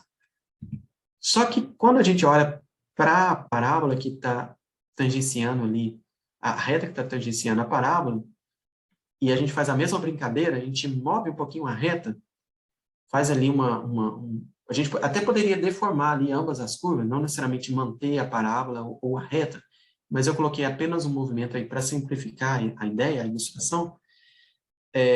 Agora a gente tem uma coisa diferente. Agora apareceram dois pontos de interseção. Então significa que o contato da parábola com a tangente, com essa reta que está tangenciando, é um contato, entre aspas, maior do que quando você olha para uma parábola com uma reta transversal. Né? Você tem ali dois pontos, né, que estão concentrados na origem. Quando você mexe essa retinha, aparecem os dois pontos. Quando você tem ali tangenciando, parece que tem um ponto ali, dois pontos concentrados na origem. Né? Estou falando aqui de uma forma heurística, sem ser assim, muito formal, né? Apenas para ilustrar a ideia. E aí, né, como eu disse, você também poderia deformar, né, essas curvas para entender esse comportamento. Né? O que a gente está fazendo aqui é um laboratório para entender como que a gente poderia aí dar uma definição apropriada para o contato entre duas curvas, né? Então, está aqui, por exemplo, eu desenhei, tem aqui a cúspide na parte de cima, à esquerda, você tem a cúspide com uma reta, né? E aí, a setinha na parte de cima indica que eu vou deformar a cúspide, vai virar aquele lacinho que a gente viu aí na caneca de café. Essa é uma deformação genérica da cúspide, e eu vou mover a reta. E aí, quando você move, você vê que tem 3 pontos de interseção. 1, 2, 3. Na parte de baixo, aí, você tem a mesma cúspide, e agora você tem uma reta, só que tem um contato diferente com a cúspide. Ela está passando ali numa outra direção. E aí, eu vou fazer a mesma coisa. Eu vou deformar a minha cúspide de forma genérica, vou ter esse lacinho aí, que vem de uma deformação de uma cúspide, e quando eu corto esse lacinho com a reta, eu vou ter apenas 2 pontos. Então, parece que o contato aí do segundo caso, ele é menor do que o contato no primeiro caso. Então, como é que a gente pode, então, dar aí uma definição apropriada para o contato? Como é que a gente poderia aí apresentar uma definição que seja aí interessante para resolver esse problema de classificação? Então, a definição é a definição de multiplicidade de interseção, que é a seguinte. Né, você tem aí duas curvas x dada por v de f e y dada por v de g, curvas planas irredutíveis, e eu vou pegar aí, vou considerar uma parametrização para a segunda curva, para a curva y. Né? Não precisa ser uma parametrização de Piso, pode ser uma parametrização qualquer, primitiva, né? Satisfaz as duas condições. E aí a gente define a multiplicidade de interseção de x e y no ponto zero da seguinte forma. A gente vai definir como sendo a notação é I de XY, isso vai ser a ordem de T da F composta com a parametrização da segunda. Então, eu pego a equação da primeira, faço a composição com a parametrização da segunda e olho para o termo de menor grau. em T. Né? Eu olho para o expoente de menor grau não nulo em T. E, novamente, né, a gente vai fazer um exemplo, né? Novamente, isso é um invariante geométrico que eu defini aqui usando aí a teoria de ordens de funções, mas, surpreendentemente, eu posso também calcular esse invariante de forma algébrica. E a forma de fazer isso seria aí a dimensão sobre C do quociente de C de x e y pelo ideal gerado por f de g. Bom, e aí, como eu gosto de exemplos, né, para você entender as definições, eu peguei de novo aí a parábola e peguei a reta. Né? A parábola é definida por x2 menos y e a reta por ax mais by. E aí a gente vai fazer essa brincadeira, né? Eu vou olhar aqui para f de xt, yt. A axt, ela é t, né, a parametrização da parábola, e a y de t é t quadrado. E a f é a equação que define a reta. Então, isso vai ficar at mais bt quadrado. E aí, então, o termo de menor grau vai depender aqui se o a é zero ou não. Né? Se o a for igual a zero, vai desaparecer esse t aqui, vai ficar só t quadrado. Então, a ordem aqui em t, o menor grau é 2. Agora, se o a for diferente de zero, então, o grau é 1, né? A ordem vai ser 1. Então, a multiplicidade de interseção é 1. Isso coincide aí com a nossa intuição geométrica, né, que a gente já tinha visto antes. Vamos fazer aí um exemplo mais interessante, né? Vamos pegar aí duas cúspides, vamos considerar duas cúspides que estão nessa disposição. A cúspide azul está assim, encostando aí com a cúspide vermelha. E aí, a parametrização da cúspide vermelha, ela é t quadrado t cubo. E aí, o que eu vou fazer vai ser a mesma continha, vou fazer f de t quadrado t cubo, isso vai dar 2t6, e aí só tem um monômio aqui, né? Então, o grau é 6, né? O grau de menor, o grau do expoente do termo de menor grau só tem 1 é 6. Então, a multiplicidade de interseção entre essas duas cúspides é 6. E a gente pode ver, né, isso deformando as duas cúspides. Lembrando que a deformação de uma cúspide é aquele lacinho lá, né? Então, eu vou deformar e eu tenho isso. A cúspide azul, eu deformei ela num lacinho, a vermelha, eu deformei ela em outro lacinho. E se a gente contar, olha lá, vamos contar, vamos achar os 6 pontos. Nós temos 2 em cima, né? 2 pontos de interseção em cima, 2 no meio. E nós temos os outros 2 aí na parte de baixo. E aí, finalmente, eu prometi, né? Vamos aí apresentar a solução do problema de classificação, no caso geral. Então, o caso geral funciona assim. Você vai pegar uma curva x com vários ramos, x1 até xr. Vai pegar outra curva plana y com vários ramos, y1 até ys. E aí, elas vão ser topologicamente equivalentes se primeira coisa que tem que acontecer o número de ramos é igual. Então, R tem que ser igual a S.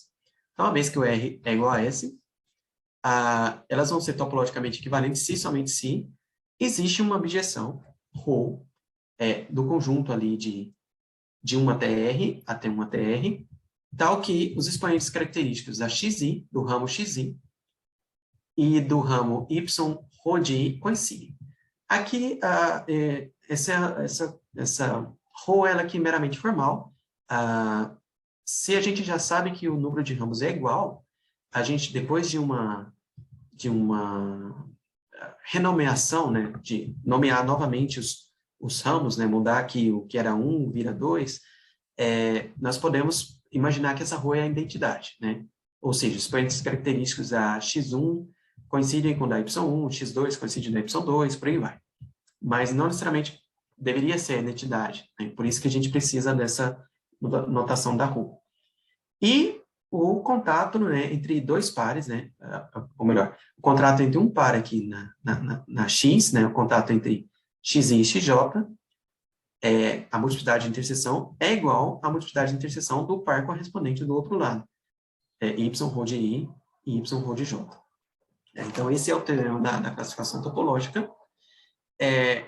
E aí, para terminar, né, um exemplo aí onde os expoentes característicos não são suficientes, né? Será que só os expoentes característicos seriam suficientes? Não, eu tenho aqui duas cúspides que têm um contato diferente. A primeira, do lado esquerdo, são tangentes, a multiplicidade de interseção é 6, e do lado direito, nós temos aí duas cúspides transversais, né? Não tem aí a mesma... Eu não falei de reta tangente, isso vai ser em outra aula, mas você pode ver que a disposição é diferente. E aí, se a gente fizer o cálculo, a multiplicidade de interseção muda, ela é 4. E os expoentes característicos de cada ramo, né, é 2 e 3, aí você tem a correspondência entre os expoentes característicos. Satisfaz, então, a condição A, mas a condição B, ela não é satisfeita. Então, aí, recapitulando aí, para a gente chegar no final da nossa aula, nós vimos, então, aí, que o número de ramos, nós vemos aí uma sequência de invariantes, né, o número de ramos, o número de Milnor, em terceiro, o delta invariante, em quarto, a multiplicidade. Esses 4 aí não são suficientes aí para determinar o tipo topológico, mas são invariantes clássicos. E o quinto que a gente viu foi os expoentes característicos, né, denotar aí pelos betas. E o último, a multiplicidade de interseção entre x e y. E aí, antes da gente terminar a nossa aula, só um último comentário, né?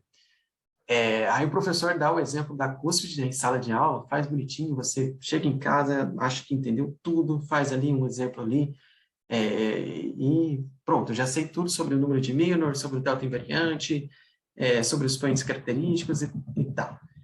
E aí, na prova, ele pede isso, né? Ele pede para você calcular o número de Milnor desse bicho aí, dessa coisa estranha. Eu coloquei na prova, mas isso poderia acontecer aí na pesquisa mesmo. Por exemplo, esse exemplo aí ele não é um exemplo aleatório, ele está na minha tese, é a equação da curva de pontos duplos de uma aplicação finitamente determinada de C2 e C3, tá? É uma curva plana, e ela tem 22 ramos. 22 ramos. E aí você vai calcular o número de Milnor disso como? Se você senta e chora, ou você vai gastar aí 2 anos do seu doutorado calculando o número de Milnor desse exemplo, sem contar que eu fiz inúmeros exemplos, né, até eu chegar nesse exemplo aí que resolvi ali o problema que eu estava estudando, e o número de Milnor é 441, né? E aí, qual que é a ideia? Como que a gente, então, pode calcular na prática todos esses invariantes, né? Como que a gente poderia fazer isso? Porque na pesquisa a gente não pode perder tanto tempo com exemplos, né? A gente não pode passar aí dias, semanas calculando exemplos, e os exemplos não são satisfatórios, né? Não nos dão aí o que a gente queria. Então, a gente precisa encontrar uma forma mais eficiente de calcular exemplos, de calcular esses números, para até mesmo fazer pesquisa, né? Isso aparece aí de forma natural na pesquisa. Então, esse é o assunto da próxima aula, né? Nós vamos ver aí como usar o programa Singular para calcular aí todos esses invariantes. Isso vai ser uma parte da aula, né? Já adiantando aí para vocês. Então, eu acho que por hoje tá bom. Eu acho que é bom a gente parar por aqui. Muito obrigado.